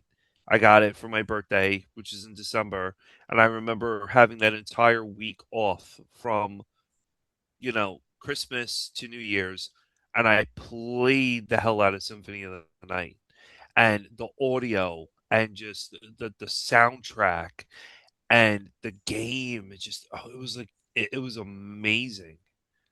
Absolutely amazing. And I totally agree with you, Vince. It is that and Tactics are the two games that and Seven, I could sit down, put in, and just mindlessly play non-stop over and over and over again because Symphony is just, I know what to do, but I really do enjoy it. Like I can't do the speed running trick with the bat where you could just continuously do the wing I can't do smash. the bat. I used to be able to do it when I was younger, but I can't do the wing smash. I can't do the wing smash consistently. Yeah. But I've done dumb stuff where it was like, hey, I'm gonna change the brightness on the TV and try to get through the spiked area without doing the echo for the bat, and that didn't end very well. But I mean, I've gone around and done stuff like that. I've done like crazy runs of shield combinations. I did like what different shields, different swords, like what sword's this, what sword's that. Don't rely on the Vorpal sword. Get what's the sword that you get as at the beginning, the reverse beginning, and it's that little dodo bird that runs pet. You have to kill him like a million bazillion times, and you get it, Yeah. and it shows the German phrase for I guess the end or something, Hmm. or something like that, and it's German in the fate of the sword going past. Um, but yeah, that and really the and really and like I had said before, with Zombies background is Super Castlevania for um Super Nintendo. It is a time honored tradition that I play that every Halloween. Besides Hmm. Splatterhouse, that game is Yes. that is one of the best games I have ever Yes. played Yeah. in. Hmm. That's the thing. Super Castlevania 4 for Christmas. Symphony of the Night. No, I'm sorry. This for Christmas That's and for then Christmas, yeah. for Halloween. Yeah, I think Yep. I think you and I are on the same page with that one when it Yeah. comes to it. Yeah, Jason, you've been quiet, so That's okay. I'm just soaking in all that. I don't have the same love for Symphony in the Night, but that, like I said, that's mostly because it's just too easy of a Castlevania game for me to get through. Hmm. And I prefer some of the newer Metroidvanias compared just because of the challenge. But that being said, it's a really amazing game in its own right with all the music and all the little secrets you can do. And the first time you find out, oh, there's an upside down castle. What the heck's going on here? And the sheer fact that you only play Richter a little bit in the beginning and then boom, you get slapped and you're like, you're out of the card further out the rest of the. I'm Yeah. like, what Hey, is happening here? it was Raiden before Raiden. Yeah. Exactly, exactly. yeah. Uh-huh. But I know you had that question about like the stories and all that. I don't have a particular, I know, story that's dear to my heart. So I'll just go with It could be this. just a memory. I mean, something that this sticks with you that like you just out of the overall series, what like one instance of one of the games that just like really Um, kind of technically, I have two. Well, one is that I'm so close to doing a no death run on Super Castlevania for the amount of times I've played that game. I probably Wow. played that Castlevania the most out of all the series. The second one would be, well, these are the top three: Castlevania 4, Castlevania 3, and Castlevania 2. So I can NDR Castlevania 2, and I can NDR Castlevania 3 with the Cypher route. That is my biggest memory. I did that a couple of years ago offline. I should have recorded it.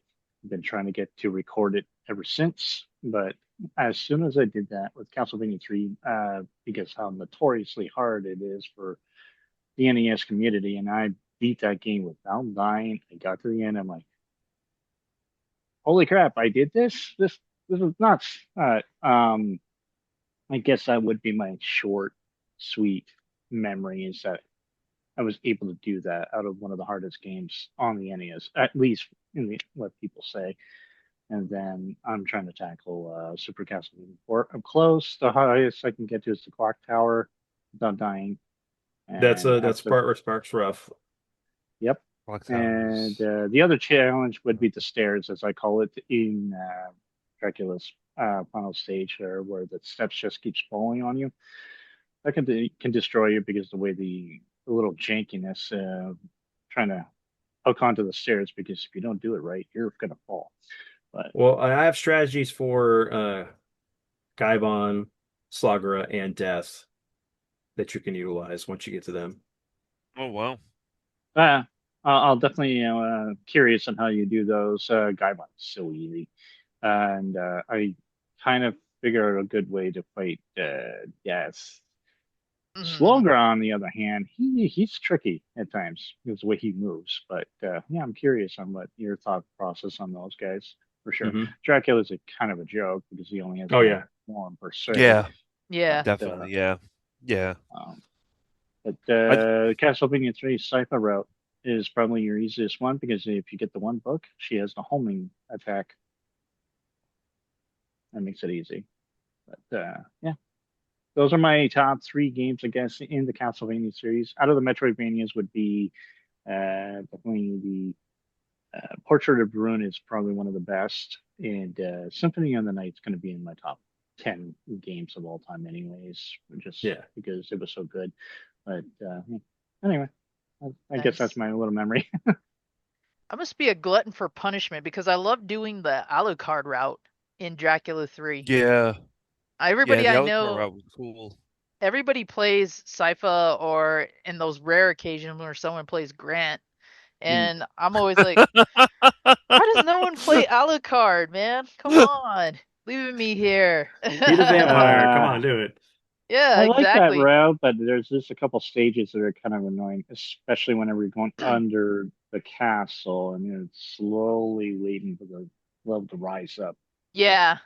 I that part's forgot annoying. who I was watching, but I remember somebody was streaming that and they rage quit at that part and I couldn't help but laugh because I'm just like I know it's tough, not for me because it's my favorite route, but yeah, it is funny to see you struggle with it.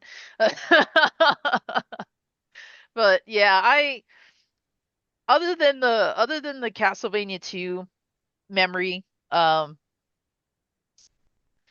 I think just all the ones that I really mentioned at the beginning have been some of my best moments with Castlevania because I had when I was living back home before I moved for college, my best friend and we were I always describe us as we were the game chasers before the game chasers. We were console wars before console wars because that's how we were. I was pro Nintendo, he was pro Sega. So when we got to the point where we were swapping games and comparing, okay, well, Super Nintendo has Super Castlevania 4, but Genesis has Bloodlines. It always came down to those kinds of debates. Well, because of Bloodlines, because of Contra, I started leaning more towards Genesis, and he started leaning more towards Super Nintendo. So no matter what, we were always at a freaking stalemate. Then I move away for college. I don't have anybody that's really in the retro scene until uh, I meet these upperclassmen and we start this video game club exclusively for our university, which was awesome. Uh, Best years of my life there. But nobody was still a hardcore Castlevania fan. Then I moved in with my roommate after college, complete Castlevania nut, knows his stuff, knows his mythology and everything.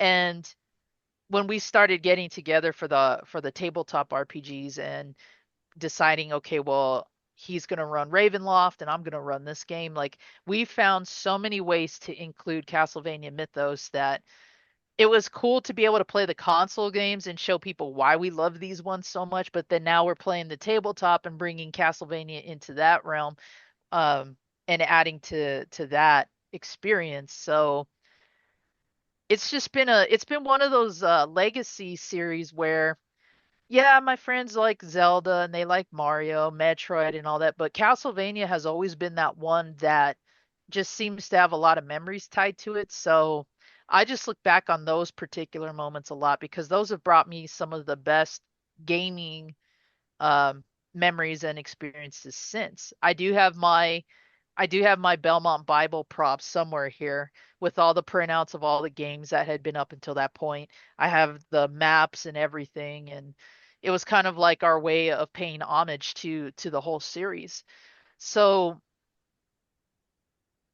I can't thank it enough for just some of the awesome memories in total because it's one of those series also where a lot of the games are really good Mm. and there's hardly an entry that's just complete bomb. I mean, yeah, you can nitpick some of them, but I mean, when people badmouth Castlevania Adventure, we got to remember Game Boy just launched. They're getting used to the Yeah. technology. We can't expect it to be Mario World 2 grade level because they're just starting out. Then Belmont's Revenge comes out, is superior to 1.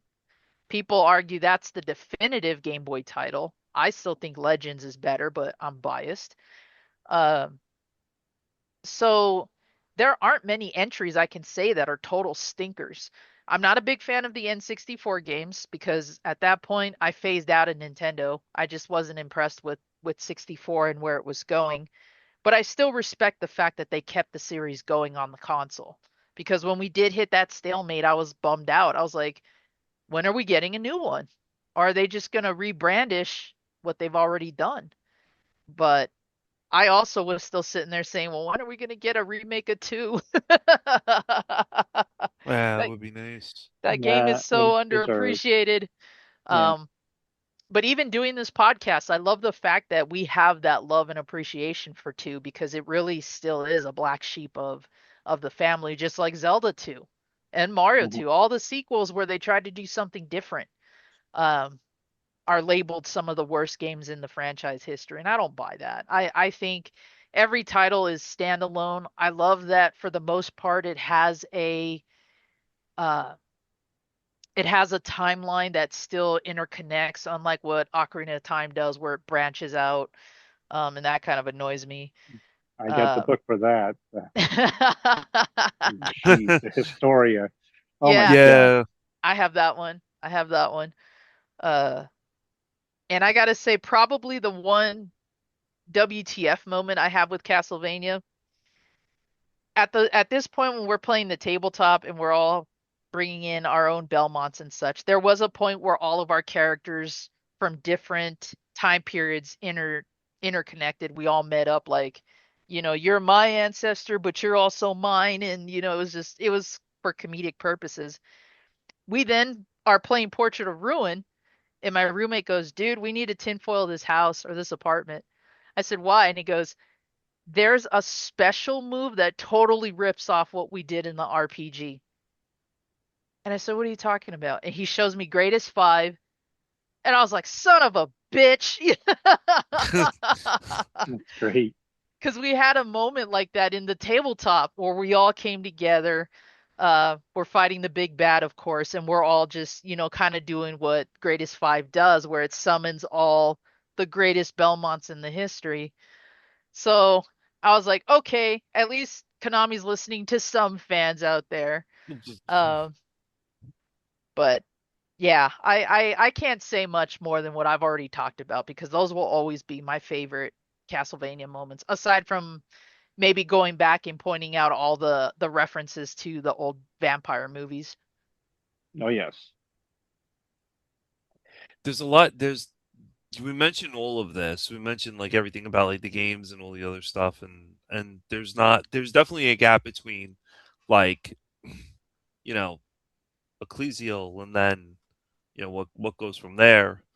But like really, my discussions with it have been like at game conventions, and people are like, well, Bloodlines is not canon because you have the two I forgot what their names were on Bloodlines, but Morris, I think it Yeah, is John Morris. John John Morris and Morris, Eric and he Lecard. yes, Mhm. and he can't hold the whip because it's a vampire killer and it's going to drain his health every time he uses the power of it, and it's not canon. And but the girl who they fight with the vampire face in Bloodlines, she's also in the Castlevania series that was on Netflix, which Mhm. I forgot what her name was, but Camilla, I think. it was Camilla. Yes, Yeah.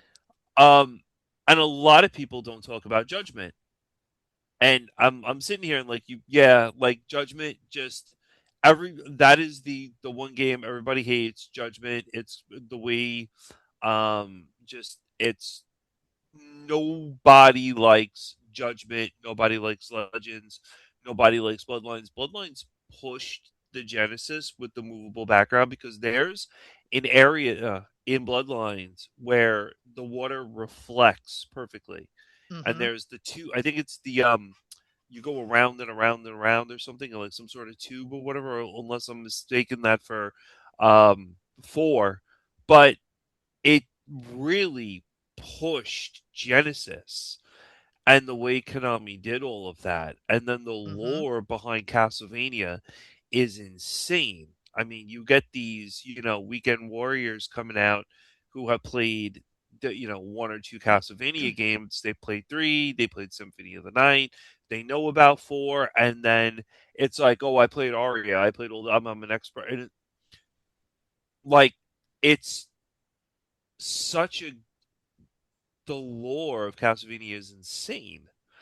Mhm. I mean, you have Lament of Innocence and how all that takes, precedence, and then you have like one, then you have two, then you have three, and it goes on, and then like Alucard and Trevor and Sypha. Most people don't even realize that the Nintendo game, the NES three, was based off of no, the show on Netflix, the first show was like based off of three. And most people they don't get all of it. And they're like, oh, it's Symphony of the Night. No, it's not. No, It's it's three. not. No, it's Symphony of the Night. And it just why? Because he turns into a wolf, he turns into a bat, and he can control the sword. Well, he can do the same thing in three. Just it's really a great. It is like an excellent series. Um, but I like Judgment. It was a weird direction that they went in. Nobody ever talks about Judgment, and I thought it Mm-mm. was great. I thought it was a good fighting game. Um, it was weird. Sypha's very weird in that game. I think she's like some sort of uh magic girl or something. Like like the genre of Japanese magic girls. She's really weird. Alucard is super weird. Like I don't know where the hell the character design was coming in any of that, but it's not bad. Judgment has a solid soundtrack. Judgment Mhm. has a damn solid soundtrack, which you could listen on Spotify because the Castlevania team, I think it's like the Castlevania team or something, came out with all the games that you could listen. Um, but I thought Judgment was great. I played it. Legends Zombie, what you're saying. I agree with you. I love Legends. I thought Legends was great because you had to time that super that she did just right when you were going to fight the bosses. The beginning of Legends, you have Bloody Tears, which they echoed that, and Legend. That's another thing. People are just like, oh, Legends is garbage. It's like Resident Evil Gaiden for Game Boy. People just talk crap about that Yeah. too, but Legends is phenomenal. Um, I mean, overall, but you have to understand that when it comes to series, I personally feel that Castlevania competes with The Legend of Zelda a little bit too much, and because The Legend of Zelda is more pushed with Nintendo, um, you had Castlevania kind of fall short here or there. Uh, I don't know about any of you guys, but growing up playing Symphony of the Night, it was like, oh, you're a goth or you're like this because you like, all the Symphony of the Night stuff, and like in high school, it was everything was Legacy of Kain, Soul Reaver. Well, no, Symphony of the Right. Night is, and it just then you got into arguments of which is better, Legacy of Kain or Symphony of the Night, Legacy. And I remember just arguing with people left and right, like, yo, listen, Alucard will kick anyone's rear end. I mean, this guy is like just over the top. And, Konami knew what they were doing. Um, I have a lot of choice words for Konami now, that I cannot say on this. But uh it's a wonderful series. Um It no is. one no one ever talks about the lore of Castlevania. No one No, ever talks about it, not enough. Mm-mm. and people are too set in their ways with the games. Either like you need to really try the games. You know, what was it? Chronicles. Chronicles. People just don't. They don't like it. They're like, oh, it's like trying to get a throwback. They were just reaching for money. It's like, yo, Castlevania Chronicles, the search for more money, part 12. I Mm-hmm. just, Well, I mean, but people forget that like that version, that game was like the Amiga one that we just never really got here. So it was mm, just a port of that, and they did a remaster.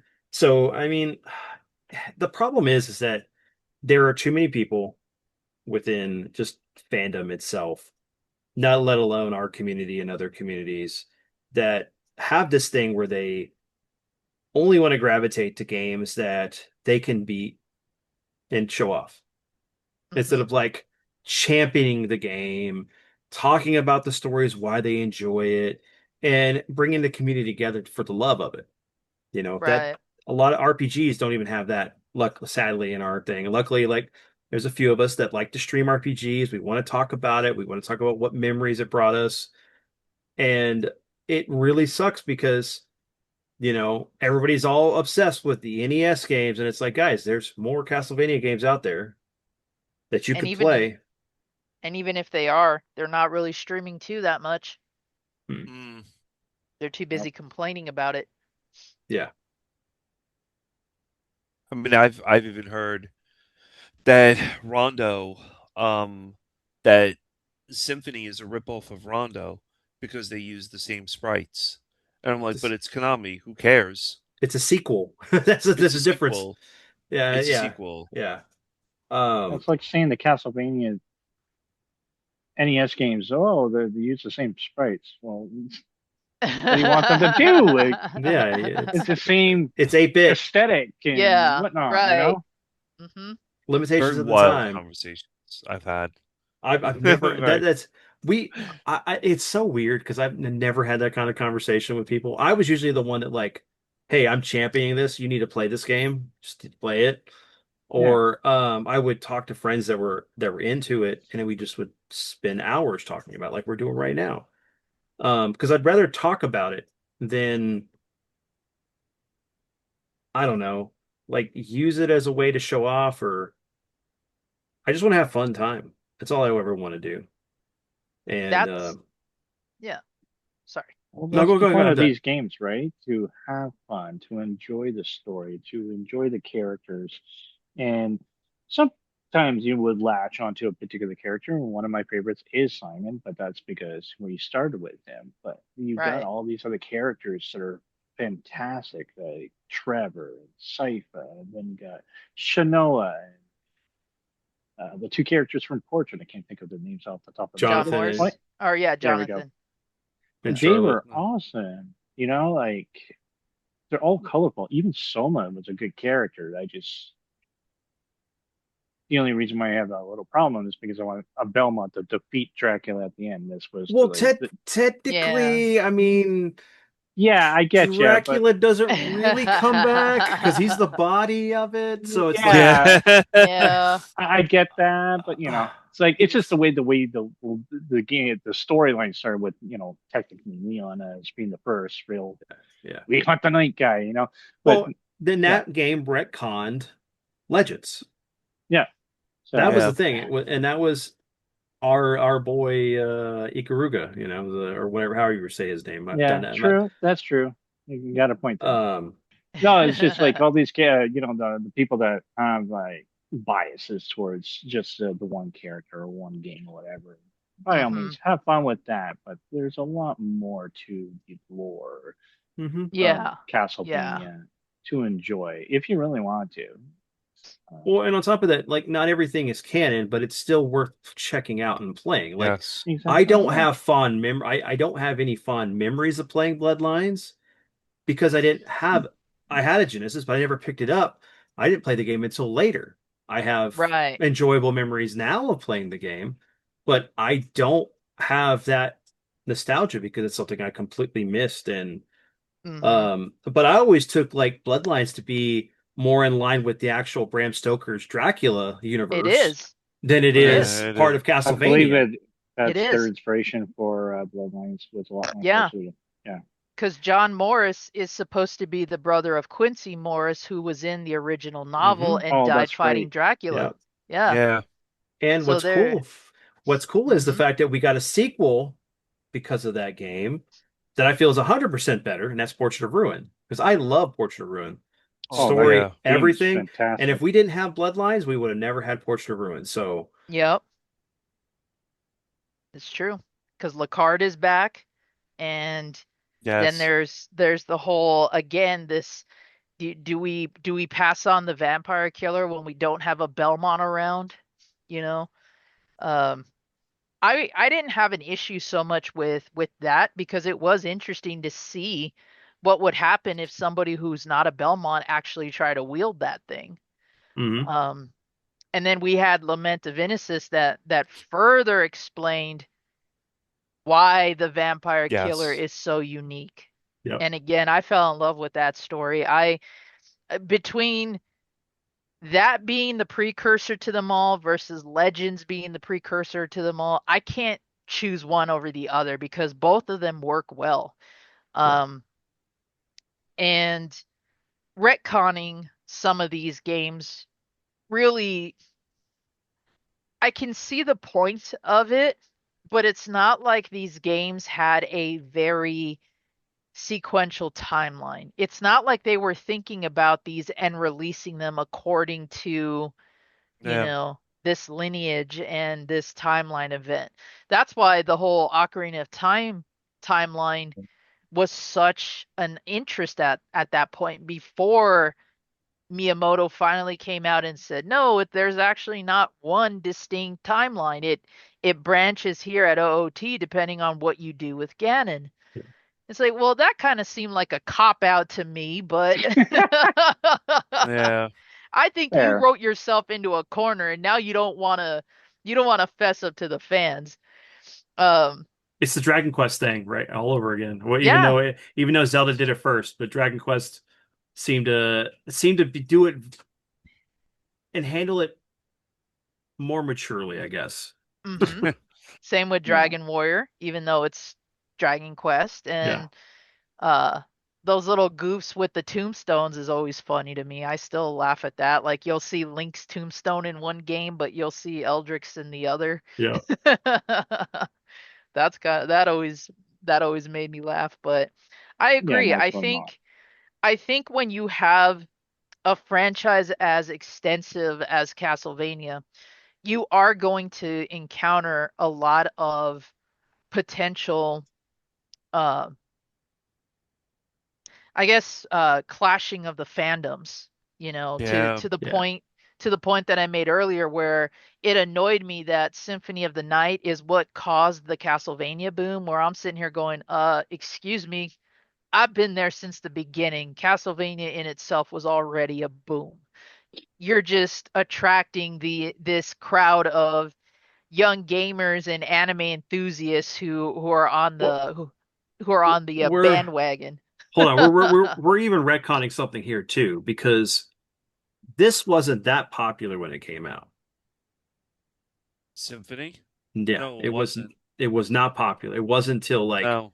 later. I mean, like it's like people that jump on the Hmm. bandwagon of Silent Hill Yeah. when and it's like Silent Hill was a thing for a long time, and you're just like, oh, there's a movie now. We're gonna fangirl over this. And it's like, no, it's Hmm. where were you in the beginning? Why haven't you been here to support this franchise so that way it could Well, grow Silent Hill bigger? 2 for me.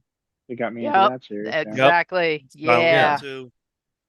I played the first one, but I mean, I love two. Yeah. Two's my favorite, You know, and I hated the first one when it I played Silent through Hill it too. 1? Yeah. Yeah, I played 2 first. I thought 2 was great. I went back and struggled through 1. I hated one at first, and when they announced two, I was like, do I really want to go back to this world? I'm enjoying Resident Evil right now, but I am so glad I did because I love two. two's great. My favorite though is The Room. I love that whole Another slept concept. on title. Another slept on Yeah. title. Yeah. Yeah.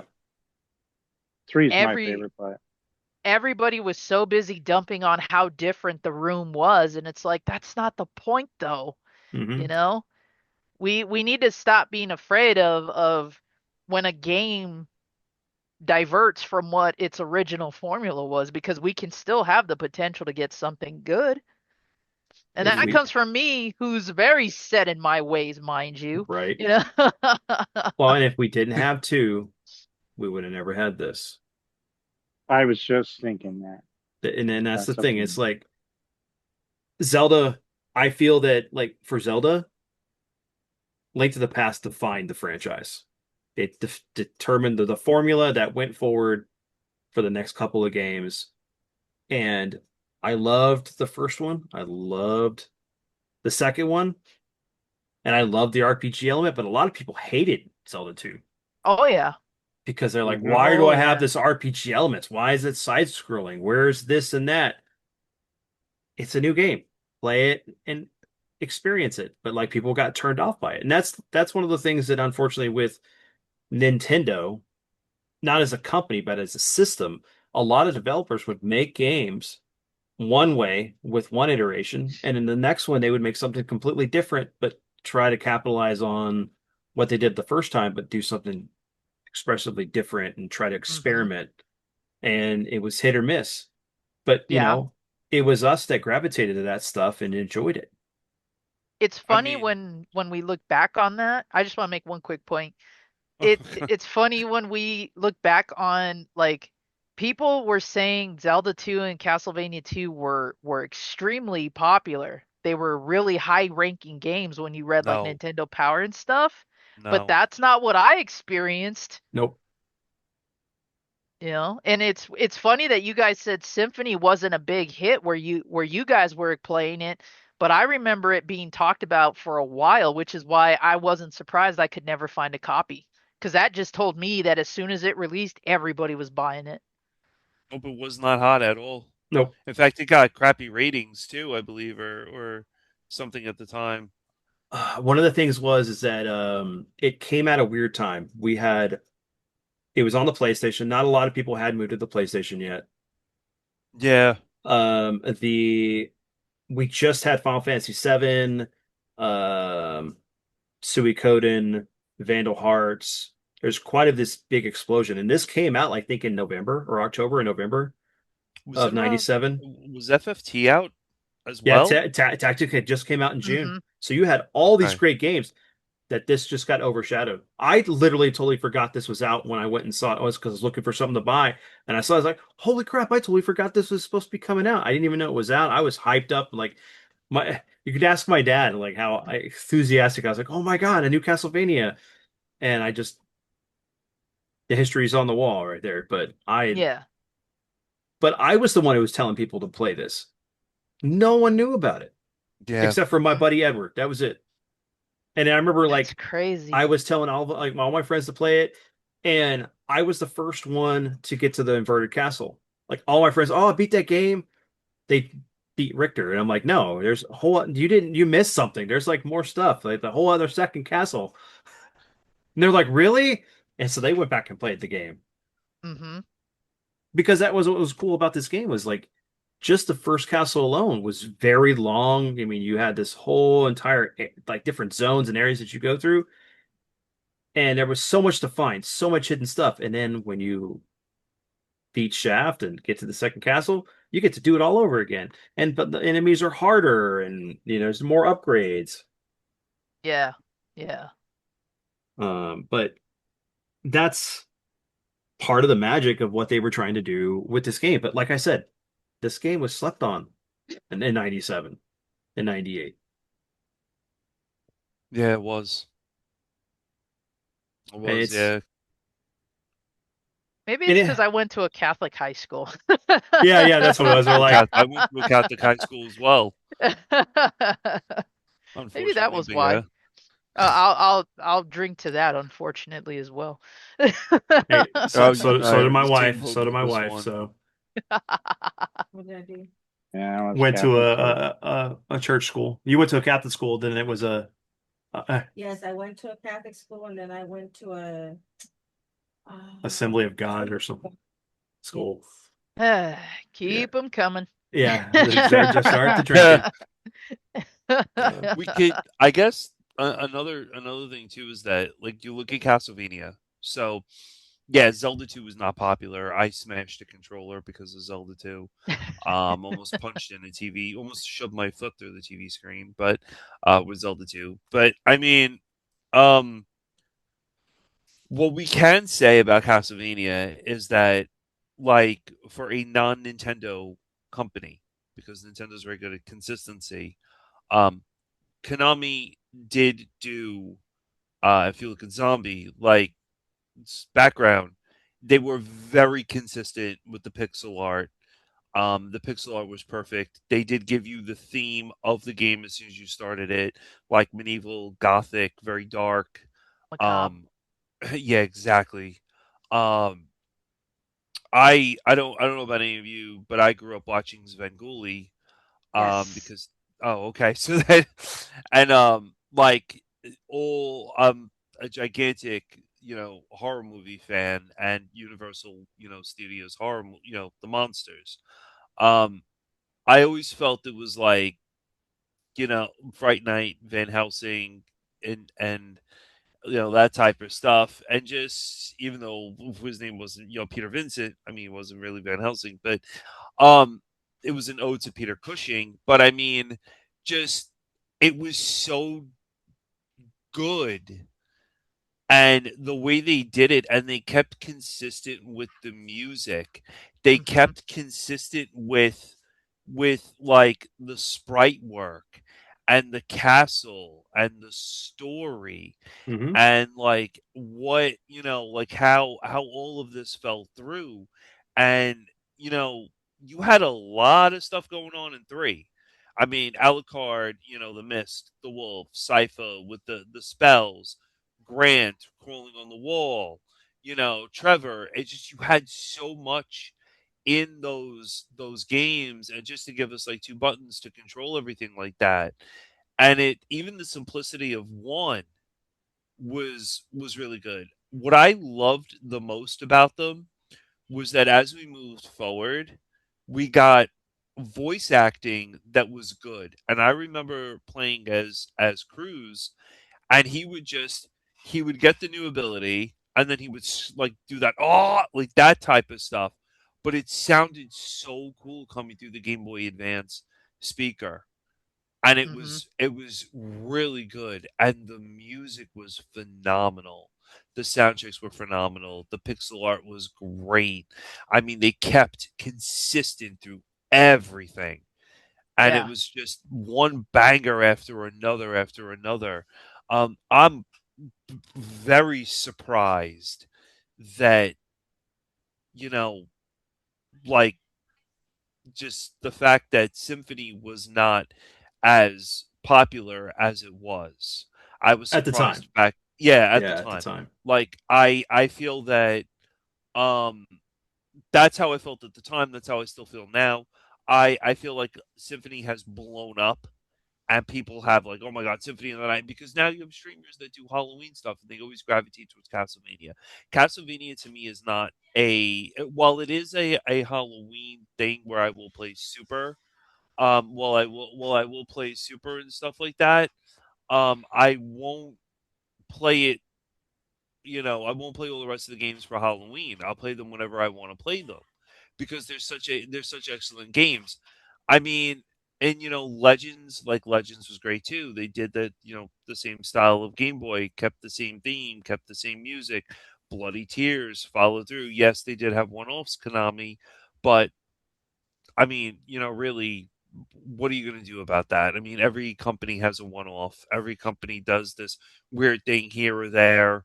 So, honestly, for me, um, I'm deeply, deeply rooted in it, because I did not have a lot of friends growing up in high school until like junior or senior year. So I dumped a lot of time into video games. I dumped a lot of time into um uh tactics and uh Symphony of the Night. And I just felt like, you know, who knew about the luck code? Who knew about the axe armor code? Who knew that if you unequip everything and the dog hits you, you could fly past death and That's retain, good. Mm-hmm. yeah, and retain all of your. I found that out by accident, and was not able to pull it off again. But I still had all the stuff, and I was like drastically OP with this.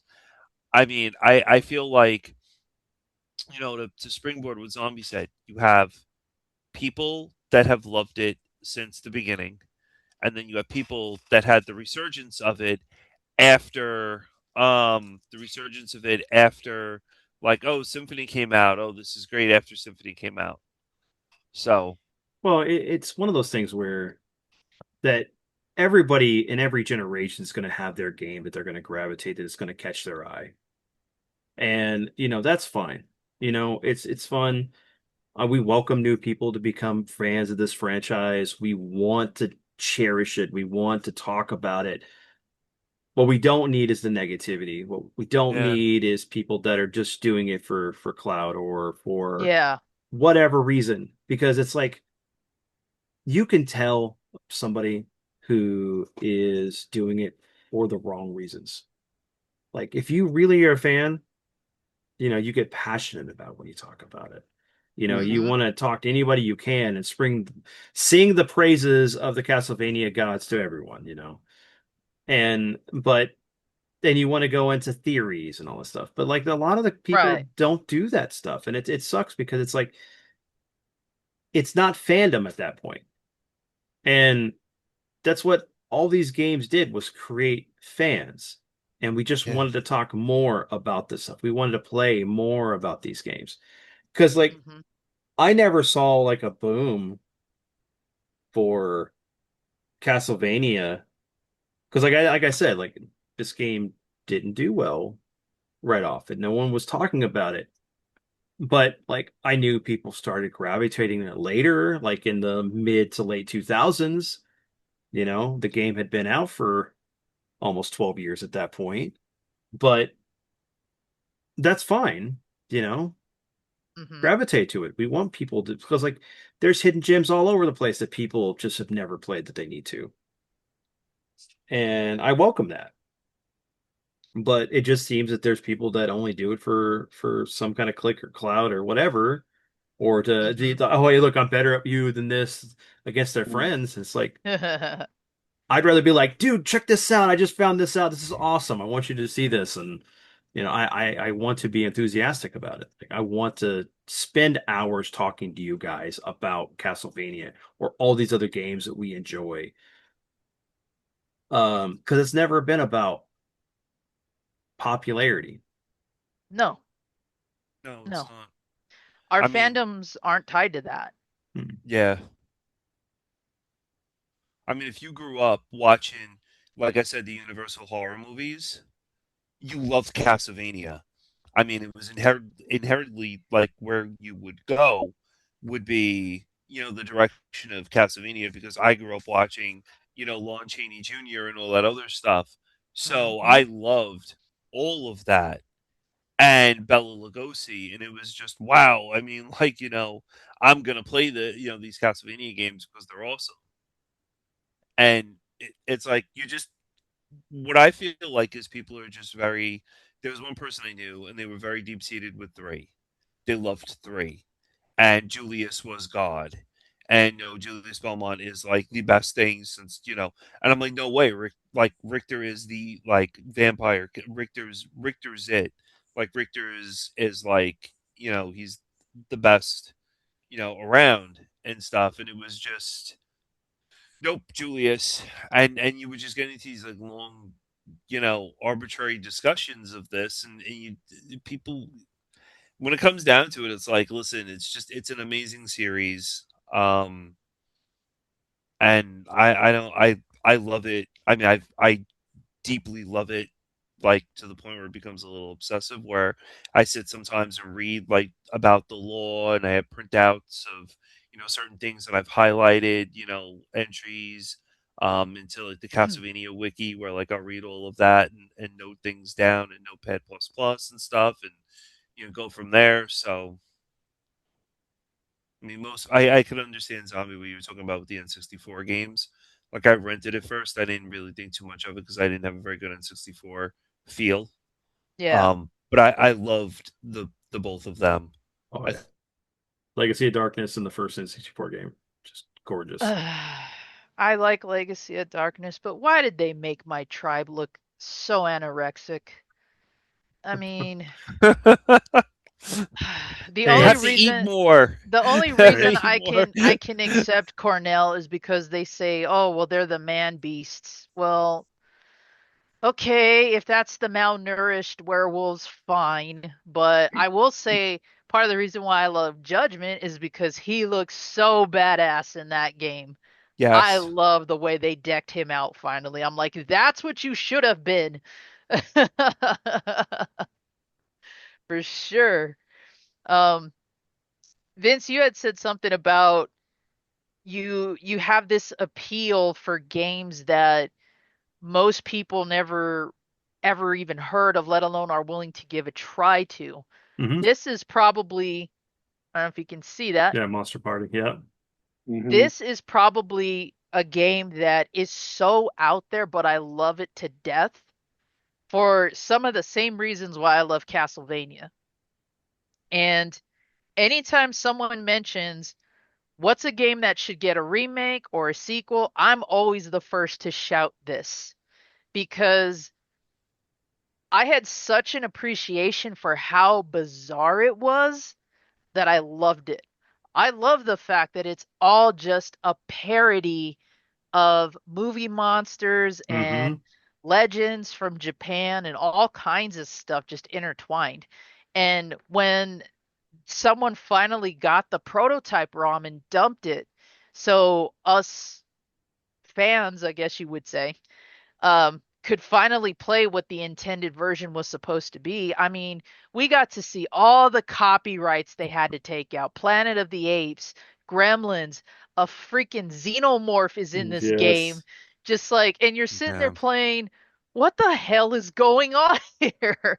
But you love it for that reason because it's so different. It's not an Italian plumber with, you know, acid tripping power ups. It's a kid with a baseball bat, you know? That's He one way to gets, look at it. oh, I mean, come on. Mario has a mushroom power up and then all of a And sudden he's a bigger. star. And a Yeah, star. man. Yeah. How come And he how has a come flower of sorts, you know. how come when he gets a green leaf there's a puff of smoke and all of a sudden he can fly? Yeah. I'm just saying. Yup. Zombie, Ah, I will see your monster party and raise you a ghoul school. Okay. All right. Another slept on game. Yep. Yep. That one's when you brought Monster Party, I'm like, oh wow. Like, yeah. Yeah, like you got me like yeah. Mhm. Yeah, Dude, that's cool. there's so many there's so many titles that most people haven't even batted an eye at. And what I'm grateful for with the community and podcasts like this is where we can actually bring attention to these things in a positive way. Mhm. We can Mhm. sit there and say, yeah, a lot of fans or a lot of would-be fans or average gamers don't like Castlevania 2, but listen to us for a moment and we'll tell you why we love it, why it appeals to us. Might not change your opinion, but it might give you a different outlook or different perspective, enough that maybe you might consider that. Mhm. Yes, it's cryptic. Yes, there's bad translations. Um, I remember holding multiple conversations about why Dracula's castle is so dead at the very end. And I said, because you got to remember, we were just here. We just killed Dracula. And when we did that, no power to the castle whatsoever, no minions. That's why it looks like that. We are back in Castlevania again.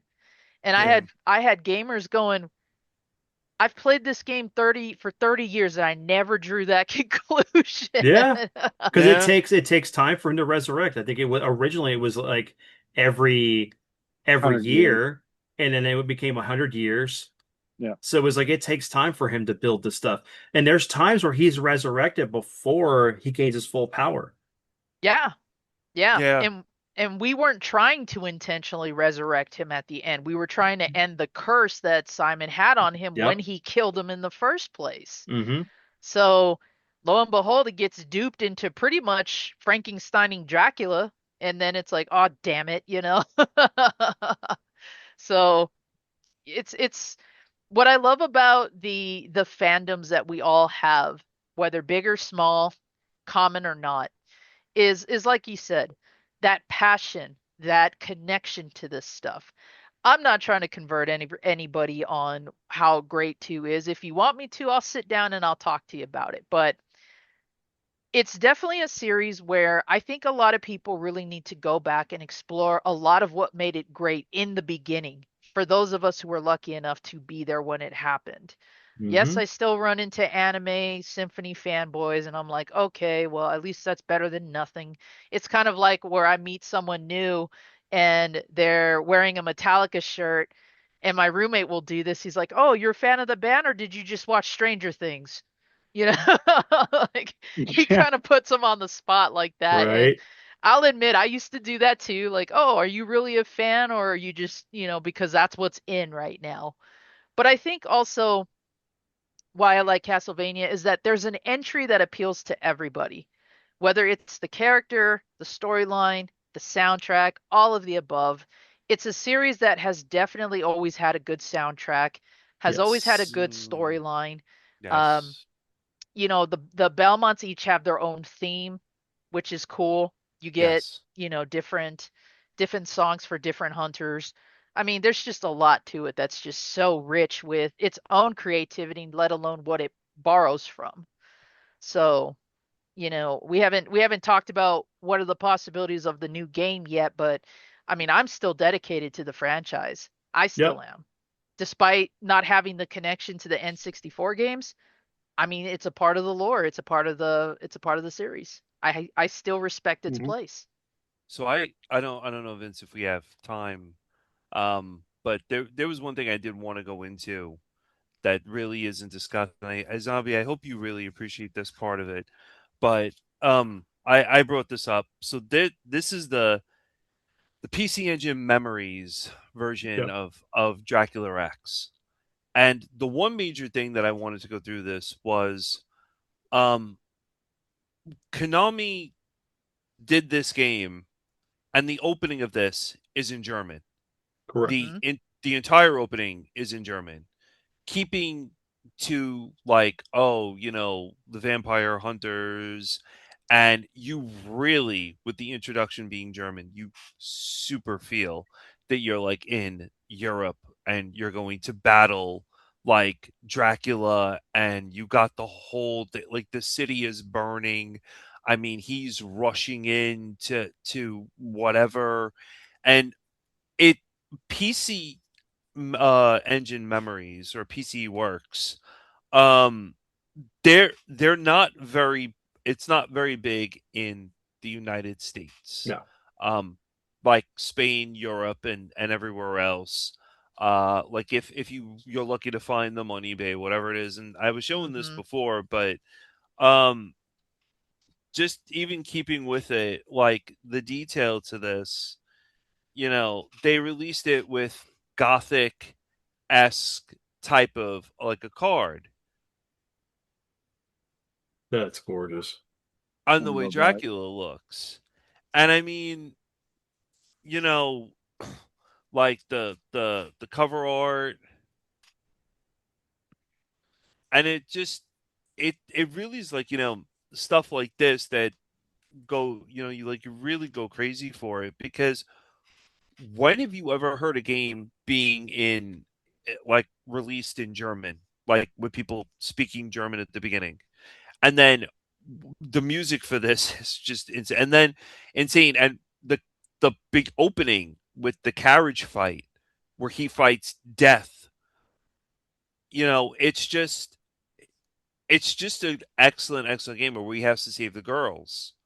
And really, the end of this begins Symphony of the Night, or Hmm. starts Symphony of the Night, where he fights Dracula, and Dracula transforms, and Richter does whatever, and then it's just like the way they tied in the series. It's great. The ode to Castlevania 3 and Symphony of the Night, where you're in the Coliseum and you have to fight, or is it the reverse Coliseum where you fight like the three, what was it, like Yeah, it was Trevor? reverse. Trevor, It was Grant, reversed. Yeah, and I Sypha. believe it's in the Sypha. inverted castle for that. Hmm. I mean, you can't get better than this. Like, they definitely played into the fandom with all of it, and it really is. It's amazing, like the way they came out with collector's editions for this. There's one collector's edition called like the Vampire Hunter Collector Edition, where they came out with an actual suitcase, and it has like holy water, a cross, like fake garlic, all this stuff in it, steak, wooden steak, and everything. I can't find that, but um really keeping to like the theme of Castlevania. And Yeah. going back, this game, I think, out of any game that we've played to date, I think for me this really hits on the lore of Castlevania very well, which is Dracula X. Because you have your own lore when it comes to um what is it? The one with Soma in it. Arya, and Arya I and forget, Dawn. Yeah. Warrior and Dawn, yeah. And then Ecclesial was just its own separate, like, I feel uh, personally, I feel Ecclesial and um the one that he put out, what was it, Bloodstain, are very similar, Yes. Mm-hmm. very similar.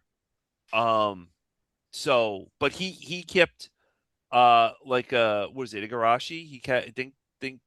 You that got might be his name. Yeah. He kept Kojima Igarashi, he really kept the series alive with Bloodstain and the characters in Bloodstain. And I personally feel, and I like your opinion on this, um, I personally feel that Bloodstain is the Castlevania that we all of the Castlevania fans really wanted, and he delivered the original voice actors, the hidden items, the item crafting. Like, dude, just, David I mean, Hayter's in it as a voice actor. Yeah. yes, he just, I mean, like, I back that to no end. My brother-in-law's cat is in that game, because I just like I dumped money to him because I just felt like the cause was there, because I'm over, like I said, I'm overly obsessed with Castlevania and Hey, Bloodstained. I mean, I, like, I'm glad my name's in the game because I backed it too. So, you're at like what, when the credits and stuff rolling? hmm, Yeah. yeah, one of the Oh, backers. nice. Well, and so okay, this is where we're gonna go real quick and just kind of discuss Castlevania Belmont's Curse, the new game that's coming out Uh, Mm-hmm. sometime this year. What are y'all's thoughts? I think Zombie and I might be aligned in this one. Oh, I'm right there with you guys, honestly. But Remake of Legends. that's true. So they're retelling that story. But Mm-hmm.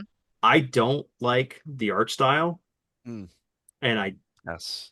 like Dead Cells was cool, but I don't know if that's the team I really wanted them to make the next Castlevania game because No. it's not it's not my thing. I don't want it so far removed from what we know as Castlevania that I just feel like I'm gonna pick it up, I'll play it, but I don't know if I'm gonna love it. Just because I wasn't that much of a fan of the Dead Cells and or the expansion for the Castlevania stuff.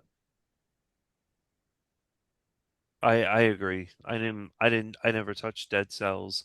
I didn't touch Dead Cells Castlevania at all. I thought it was weird, and I saw videos on it, and I'm like, this is not Castlevania to me at all.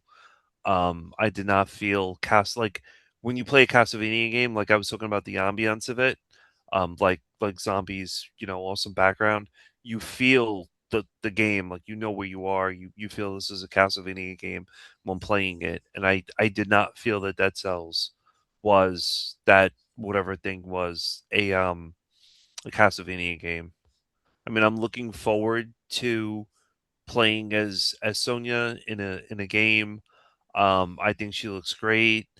I feel like they tried to do what he did with Bloodstain in her like Mhm. animations and stuff like that. Mhm. Um, but I don't like the art style at all. I don't feel like it really is true to a Castlevania game. Um, we're gonna really have to wait and see. I mean, they got the whip, they got her, they got whatever. I mean, could they have put out like a Symphony of the Night esque type of game with her in it? Yeah, they would have blown the market wide open with that. I mean, they would have killed the market because so many companies now are trying to do sprite work the way they did for Symphony of the Night, and they're trying to. Mm-hmm. So many companies, it's ridiculous. And if they came out with a Metroidvania like that with her as Alucard for the sprite work, they would have blown. I mean, they would have killed it in print money like Nintendo normally does. I mean, that would have been it. Yeah. Um, you know, I mean, it's I have to give them effort because I've dragged them through the mud because I've reiterated this, but I deeply love Castlevania. Like I truly love the series. I love everything about it. I don't know why I haven't bought an Alucard sword and shield. Tried to cosplay, but I'm bald, so I mean, it's really me wearing a wig looks comical. So it's like, yeah, so it's like I mean, whatever. But I love the series, and I'm very happy, Konami, that you're doing this. Please stay away from pachinko machines, and please bring us more games. But honestly, like Vince, it's funny you brought this up. I just was talking to my friend about this in Japan, and he was even saying that it's a joke. Like the Japanese are taking this game as like a joke. Yeah, I mean it's not even in-house. That's the problem too. It's like they're not developing this. It's the people that made Dead Cells that are developing this game. Right. You So, can't do that. and Mm-hmm. it's them just kind of passing the buck on to somebody else. So if it fails, it gives them an excuse to go, oh well, I guess no one's ready for Castlevania again, and they're going to step away for another 20 years. Yeah. Yeah. Wash their Considering hands clean of it. we have gotten some beautiful Pixel art. Metroidvania games over the last decade that blow what this is out of the water. And they Wonder could, Labyrinth. right, they could have gone with that studio and it would have been gorgeous. Yep. I can't like Animal Well, Mm-hmm. gorgeous. The sprite work in that game. The colors, there's just the world environments. And I'm Sea of like, Stars. see, well, Sea of Stars is more RPG. I'm looking more like side-scrolling Oh, side Metroidvania. scrolling action. Yeah. Even like Metroid Dread and that's Yeah. Nintendo was gorgeous. So Guacamelee, there's quite a few of them that are out there. Even the Prince of Persia one that came out a couple years ago, that wasn't bad. I wouldn't want it in that style, but they at least get it. I don't know, with someone not helming the project, it's like Capcom knows what they're doing with the Resident Evil series. They Eh, know what they're doing with their company. Pragmata was fantastic. And we're going to have a new Onimusha game. They're listening to their fans and they're really Yes. trying to bring things back, but they've never left the game sphere. They've never really kind of like gone and said, "Hey, we're going to make a new game for the fans, but we're going to push it off to somebody else to take care of." So I was hyped for the trailer, but like the second trailer, it just kind of like, I don't know if I want to play this or not. I will play it, but it's not something like I'm looking forward to. And I'm not going to try to. I'm going to beat it, and I'll give my thoughts on the game after I do that. But from initial impressions, just because it's a Castlevania game does not mean it deserves my love as a Castlevania fan. Like some people we know, or just anybody. Like it just seems like, oh, we're getting a new Castlevania game. here's my money. Here's my money. I mean, it's like, hey, Disney got Star Wars. Well, Disney's great. They've done all these great things, and then they took Star Wars and crashed it into the ground. So Yep. I'm just wary where they're going with this. When I could just wait for Bloodstained 2 to come out and accept the fact that Castlevania is dead and be okay with it, because I like what the creator that took, or at least the person that created Castlevania, or at least the iteration that we enjoyed for the last 20 years. And but that's my opinion. I don't want to like tarnish anybody's point of view, but I feel it's a cop out and I feel it's cheap. And Yeah. I don't know. I feel I'm hoping it's gonna be good. I may stream it. I don't know yet.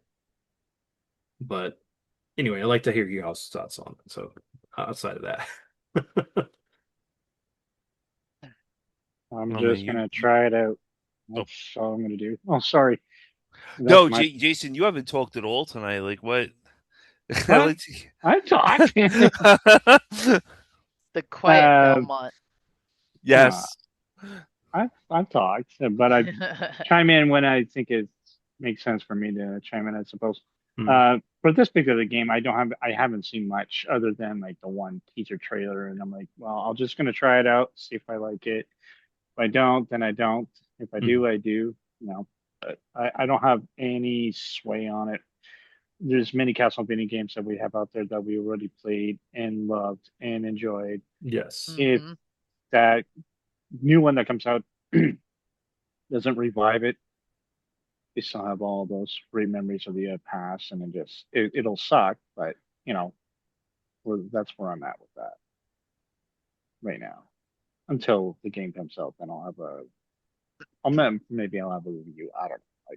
I don't review games too often, but other than through the podcast or Yeah. whatever. But so Hmm. that's my thought process on that with the new game. I was excited that we were getting something new in the first place, like you guys were saying. But I never played Dead Cells. I never appealed to me. So if it's going to be in the same vein as that, yeah, I may not like it. I don't know, but I'll give it a shot and see what happens. I mean, I'm looking at the video now, and the way she moves, like her running, feels very forced. Not really forced, like sluggish. It's very sluggish. It's not fluid like it was in Symphony or um like other Castlevania games. Like even Super, his movement is very fluid with the way he moves and stuff. And that's a very old game, but it looks way better. And even the design in this looks the whole castle and everything. Like when they did like a, I have two videos up here, one like with the dead cells and stuff. It looks very, very Dead Cellish. With just the simple way like the castle looks and everything. I personally feel that Bloodstain is the spiritual successor to Castlevania Hmm. because he deeply loves Castlevania. And in Bloodstain, you had secret bosses like, Trevor, the last name of whatever it was or something. And he had little hidden bosses in there that were like um you were playing a Castlevania game. And the castle is excellent in Bloodstain. Hmm. And he kept true, instead of calling it dark metamorphosis, he had something that would drain the blood. Like that you could kill your enemies and soak up the blood. With the Blood blood steel. fountain that was there. Yeah, like blood steel or something. And just I will play it. I did pre-order it. There is no collector's edition for it or anything. So unfortunately, but what peeved me about that was that Konami, you can do a collector's editions for limited run for your old games, but the game that you're producing now, you can't do a collector's edition for, but you could rip us off with your emulated garbage that you put out through a garbage company and whatever. Now I'm being a hypocrite because I bought all of it because to me I have to because I want to have a complete US release of all Castlevania games and those are considered Castlevania games. So I buy them to keep my US release of the all the games current and up to date. But I just feel like we're getting ripped off. And Vince, you're 1,000% correct. I feel that they are going to say, oh look, they're not ready for Castlevania. We're going to go back to pachinko machines, and this is you're not developing it. But how could you say that when look at the success of Bloodstain, and now the new Bloodstain that's coming out that he's Hmm. making because he's keeping to the original formula, just like Resident Evil, keep to the original formula, and it works. So I don't know. Is this the only thing they're doing for the 40th anniversary? Is this one game? I think so. The problem is that they still have yet to announce what they're going to do for the 3D games because that's the next thing they need to do. They need to do both 64 games, both games on the PS2, and get that released. And I still think that there's a couple of like did they didn't do Legends, did they? On I don't believe the so. collection. They No. could put that on there as well, make it 5 games.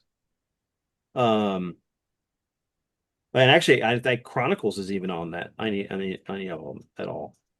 So, I mean, there's a possibility that we could get an announcement, but the problem is we don't have E3 anymore for them to announce it, and it's just whenever they're on the whim that they do it, unless it's a state of play, which is what they did Yeah. for Belmont's Curse. But I know that we're supposed to be getting the Dragon Quest uh stream thing that's going to have all the upcoming things that they're working with Dragon Quest on. Yes. That's Square. So I don't know when we're going to get any information on that. Yeah. Yeah. Heck, what is it?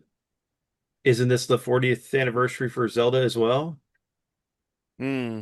So, and then like they were supposed to do some kind of collection for it, and that they haven't. There was even Oh, they rumors that they haven't. were going to do a what was it? There was Switch supposed to be 2. a no, it was supposed to be a Legend of OOT. Zelda Builders, like the Mario Maker,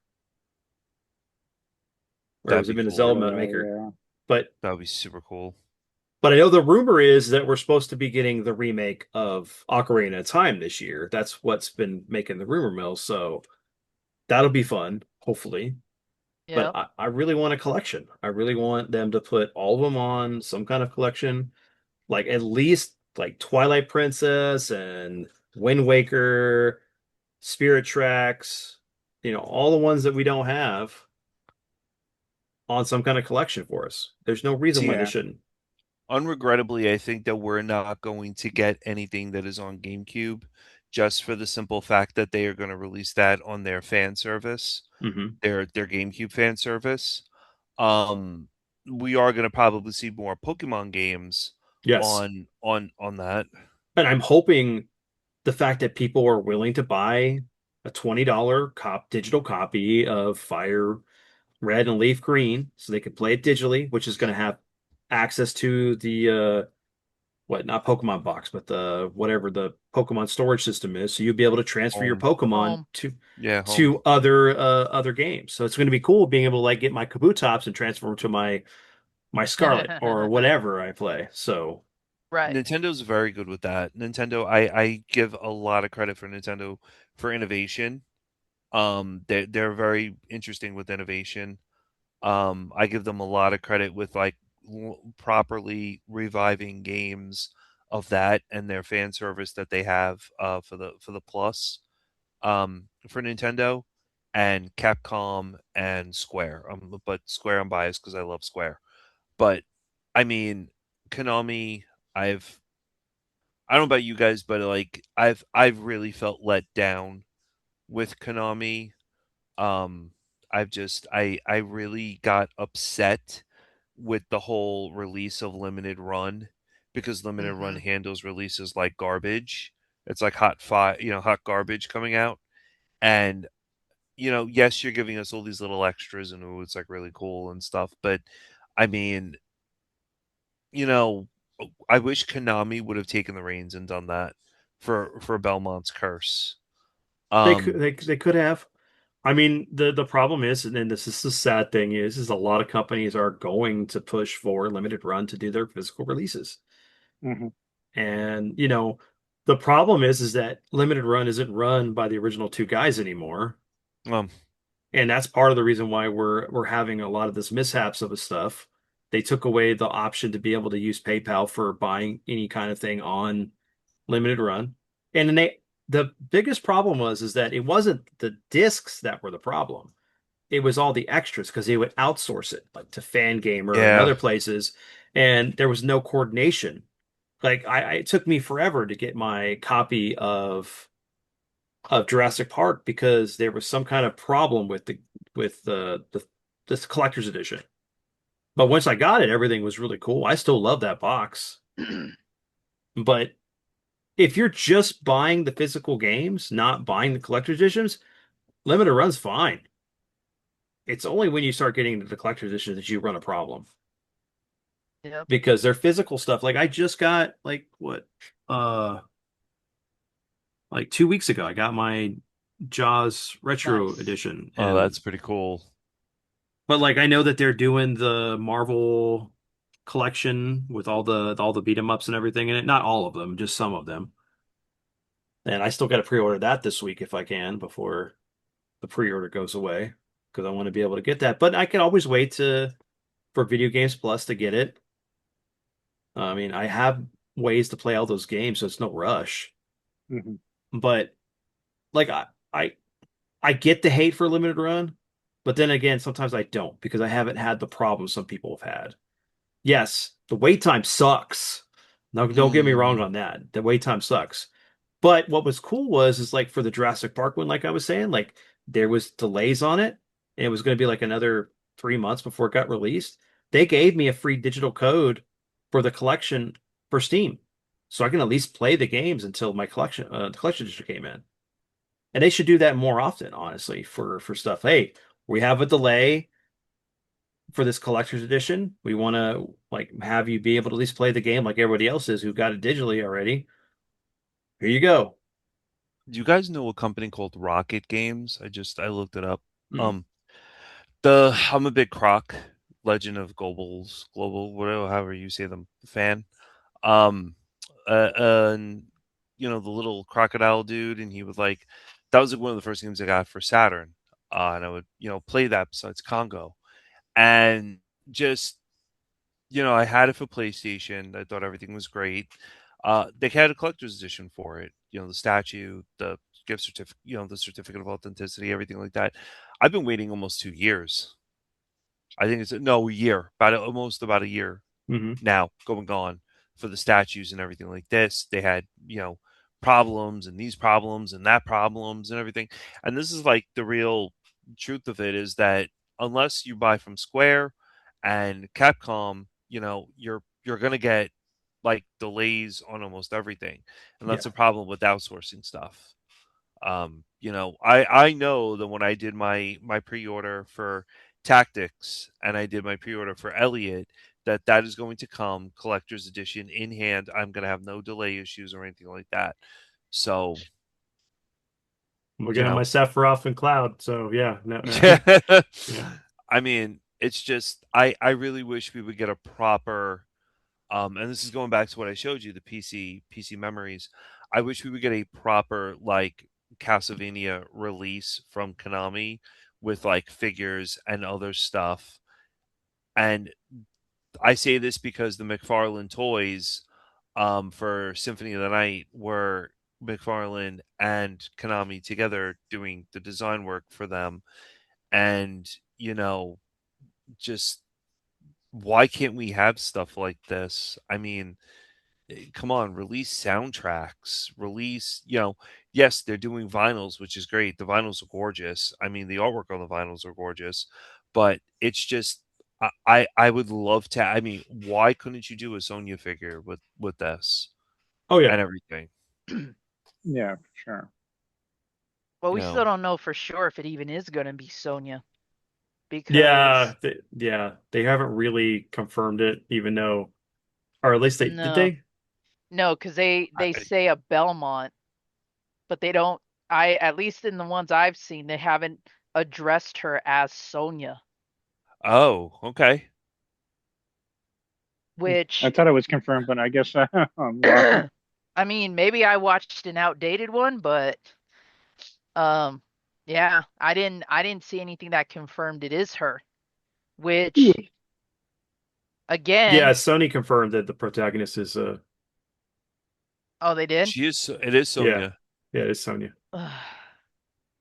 So yeah, It's on there. It's on Sony's Sony was the one who did it, not even Capcom. Yeah, that's yeah. Yeah. so that's a Oh problem boy, for me being a big Legends fan, a very big hmm Legends fan. That's a big problem for me. it it creates another problem with the mythos that it didn't need to have originally if they had stuck to the mythos. But for someone like me who's a fan of Legends and still considers it part of the timeline, eh, I do, yes. I'm not gonna I'm not gonna look at this game as the definitive Sonya Belmont title. Yeah, Um, but her and Alucard have a baby. Trevor, I mean, and no one talks about this. Like no. Alucard's in the game. Alucard is in Hmm. the game, and at the end, yes, she has a baby with Alucard, and I don't understand it. I just why? Because it's not like a mainstream game. Like No, it has nothing to do with that. It has to do with Iga going in, And retconning it with Lament of Innocence.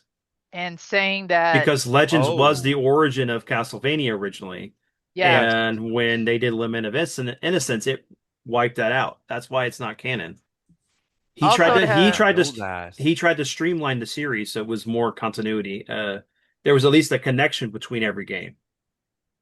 also that lame ass excuse that a Belmont can't be a girl, Yeah, well, that the hunter can't be a girl, which I mean, Joss Whedon did that with Buffy, so I don't know. I all that garbage aside, I think that it had such a pivotal moment in the series, even if Hmm. it's not the true origins of the Belmont clan, you could still write it in as something that either came before or after Lament, and fate just happens to have that Sonya is the one that has to wield the vampire killer because that ending, I would talk about that for hours with Mm-hmm. my roommate, and it would Yeah. definitely explain why later Belmonts are stronger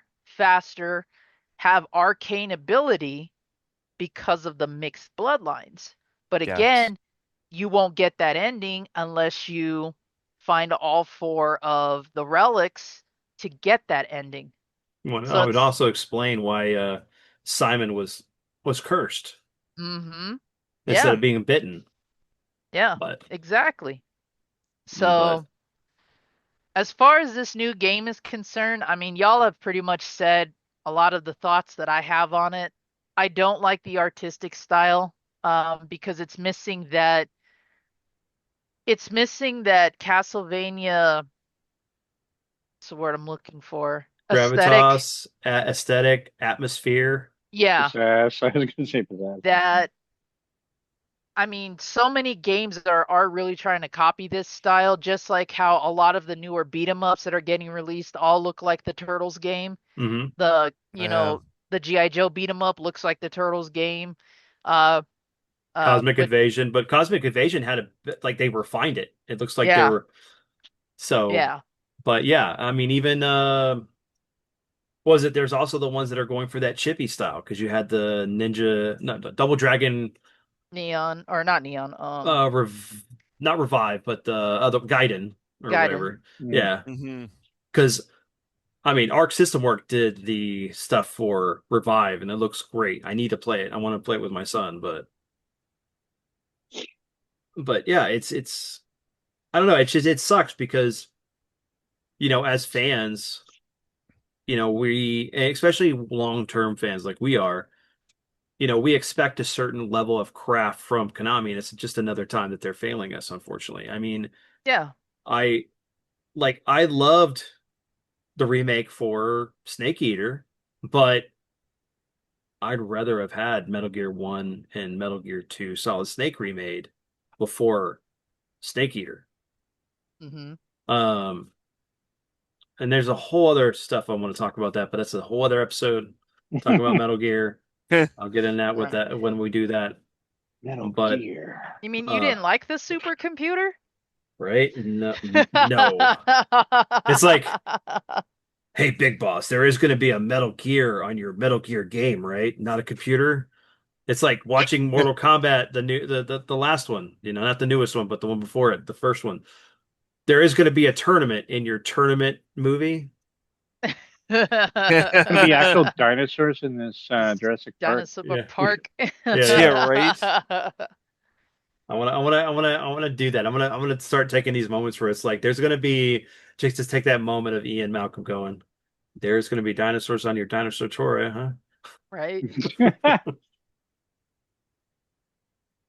Yeah, but no, I just like I don't want to be a downer. I'm looking forward to it. But I'll be honest, like I don't like the art style. And I really don't. It's like Zelda. Like I like Breath of the Wild. It was cool. It was something new. It brought something new to the table for the series. But then like they did Tears of the Kingdom, which I love, which was the superior game. Tears of the Kingdom is far superior than Breath of the Wild. It had a story, it had character moments. I mean, it had actually had dungeons in it, not just the four legendary beasts that you have to climb up. Like it's Shadow of Colossus. Right. That's Um, true. but like I want a traditional Zelda game. I'm hoping that the next Zelda game we officially get that's not a remake is in the old style that you have 8 dungeons with a ninth one that has the Ganon in it. That's what I want. Give me some story in between. Like I really love Twilight Princess, but and that was a game where it's like you could tell a great story and you had this Hmm. really cool mechanic and you had an extra character with you that was much more than Navi with Midna. Right. Yeah. That was Yeah. Um, I annoying. love Twilight. but I Twilight. I just really want something more. I don't want it's like I don't want my Final Fantasy stuck to be action based. I want this every once in a while to be a Turn-based. turn based. I want it to come back, Yeah. even though I know we just had some stuff come out because like all the companies are like, okay, we get it. Atlas is doing really well, and so is Claire Obscure 33, Expedition 33. So, when we were making these action games, we just thought of the people at the time, not the old gamers. And so there's a possibility we may have 17 be turn-based. So it's good news. But I mean, like, But look at what you were saying. I like Wonder Labyrinth. That game is amazing. gorgeous. It's Gorgeous. it's so well done, so well done. And why can you not make a Castlevania game like that? Basically, the the true feeling of this is, hey, we had Dead Cells, they had the sprites, they had all this stuff.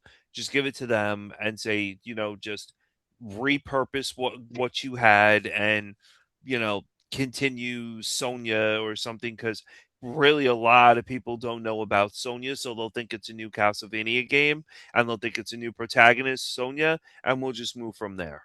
And they don't know that Sonya was a real, character in a game that was supposed to start the Castlevania series, and like, it's a full cop out, I guess. So when Yeah. when you could have made the game that everybody wants with Julius in the final of confrontation of Dracula, you could have had this game. You could have released it, made it. That's what we want. At least that's what I want more than I do going back and retreading a story, and then you're not even have the reins of it. Why do so many people push Julius? Sorry, Bless what's that? you. Why do so many people push Julius? I never understood that.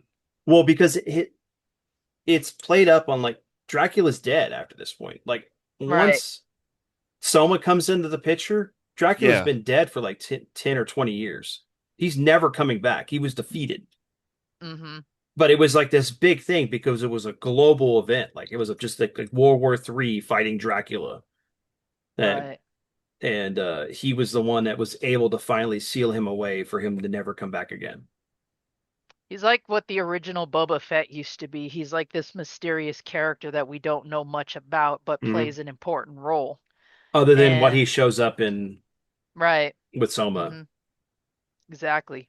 He And was in other games, the I fact that think. he has amnesia too, he doesn't remember Or what who happened. he is or what happened or what his legacy is, even for that matter. Like, there's so much tied to him that we have yet to see in his own game, which is why I'm anxious for a game that centers on him and the Demon Castle Wars. I want to see what happened. The same with how I feel about the Terminator films. I want to see what happened when Skynet drops the bomb and where do we pick up from there. I don't want to be brought into the start or the middle of the war, you know? Because y'all have tried Mm, that and failed several times. That's why you have to keep retconning your retcons. So with Castlevania, I'm the same way. I want to see what they could do with him and his story, but above all else, I want Konami to respect its own mythos that it created. I yeah. want it to respect and appreciate the fans who have been there from the beginning, who have stuck with the franchise, who buys up all the figures and art books and soundtracks because they can't deny the fandom isn't there. Mm-hmm. They can't deny that because if they're selling all these things and people are going overseas to get this stuff and bring it back, clearly there is a fan base still there. And But it can be done too, considering the fact mhm, that we just got Silent Hill 2 remake. We got Yep. the fantastic we got what, Redfall coming, or what is it called? Not Redfall, it's Townfall. Townfall, I think it's Yeah. called, or something like that. Yeah, the new mhm. Silent Hill. We had Silent Hill F. Yeah. Yeah, they breathed life back into that series. So yeah, it Yeah. can be done with Castlevania. I mean, it's like, do they really want to do it though? Because they're just too busy you know, sending their stuff off to limited run and making pachinko machines. Mhm. So Well, it seems like with certain franchises, because I mean, at least with Silent Hill, they seem to be on track because it's like yes, either it's developed in-house, like F was, or with the remake, because we're getting remake of 1 and remake Looking of forward to 2. that. Yeah, I mean, even like I think though Townfall is going to be a different. This is a third party company developer as Yeah, well. and it's an Irish town that they're going to be using in that one. So I'm curious how that's going to be handled. But the idea is that we are getting new ones versus retreading all the time. Even though there is another remake coming, but at least they're doing back and forth. They're doing a remake, but then they're doing a new one. Remake, new one, kind of thing. But again, with Castlevania, what I feel what they're doing with this one, maybe they're just testing the waters, and if it does well enough, okay, we can throw in a new one. If it still fails, like you said, then we can just say, well, we're not ready for a new one then. But I as long think as there's they gonna wait. only I think they only went with them because their DLC exploded, And they and probably Oh, still that's have the license for it. To like, well, that's Yeah. hey, true. and that's That's probably true. why they're like, well, let them do it if they really want to, and if it fails, it's on them. We wash our hands of it, not our Yeah, thing. But that's why I was saying Konami needs to go back to respecting its own creative properties and respecting the fans who have been with the company for years. agreed. I'm gonna throw this out here, guys, and then we can wrap up the episode. But how amazing would a Castlevania game be if it was given to Game Science, the guys who did Black Myth Wukong? Wukong was phenomenal. Right. That's how a Castlevania game should be. Yeah. I wouldn't mind a Dark Souls style type of Castlevania game Yeah, like that. Oh. That would be gorgeous. But they could remake Lament of Innocence and Curse of Darkness that way. Yeah, that would be Easily. wild. That would be yeah. Easily. wild. Another screen to scream at when I have to fight a Millennia. But yeah, I mean, I am down for that. I mean, fighting death like that Oh would be yeah. oh man. Right. Well, and that's what I loved about the first Lords of Shadows. Like that whole like when you're in the town and you fight that werewolf, Oh, that that was bat cool. that battle was fun. Yeah, that was cool. That was interesting. But but that's what I'm thinking like Game Sign's doing it because the fact that that part where you're fighting the wolf inside the small enclosed area that you have in Black Myth Wukong, and Yes. like just imagine like having a Yes. whip instead of just your pole doing that fight. Yeah, that would be wild.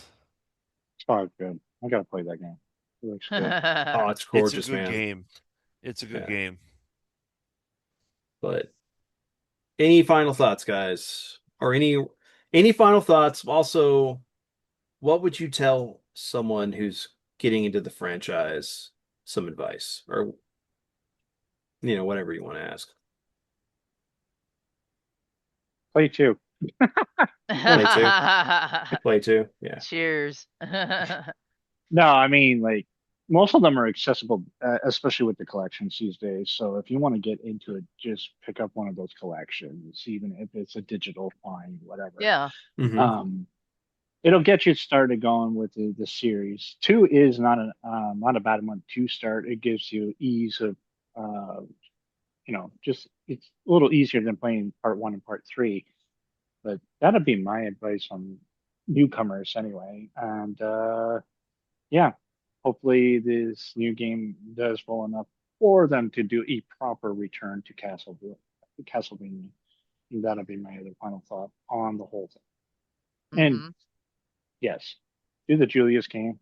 Would like to see how this all ends, really. Yeah. Instead of having an aftermath with Soma. Those are great games.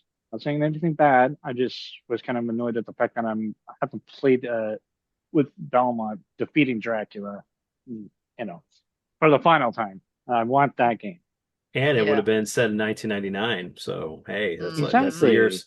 That's the year why we were in high school. Yep. Well, I would have been done in high school.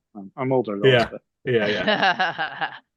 But they hint about that game in Aria and Yeah. Dawn. Yeah. I mean, it's like with the soldiers and all the other stuff that's there, they march to their death, and I don't know why we didn't get a game like that. I didn't know it was Julius that led the fight with led the fight with that. But it would have been super interesting to get a game like that because you set everything up Mm-hmm. and Yep. you fell short. Yep. But getting back to your question, Vince, I think I would I would tell people start with Rondo, or Rondo of Blood. I would say if you're gonna play a Castlevania game, go play Rondo first, and then Mhm. after Rondo, play Symphony of the Night.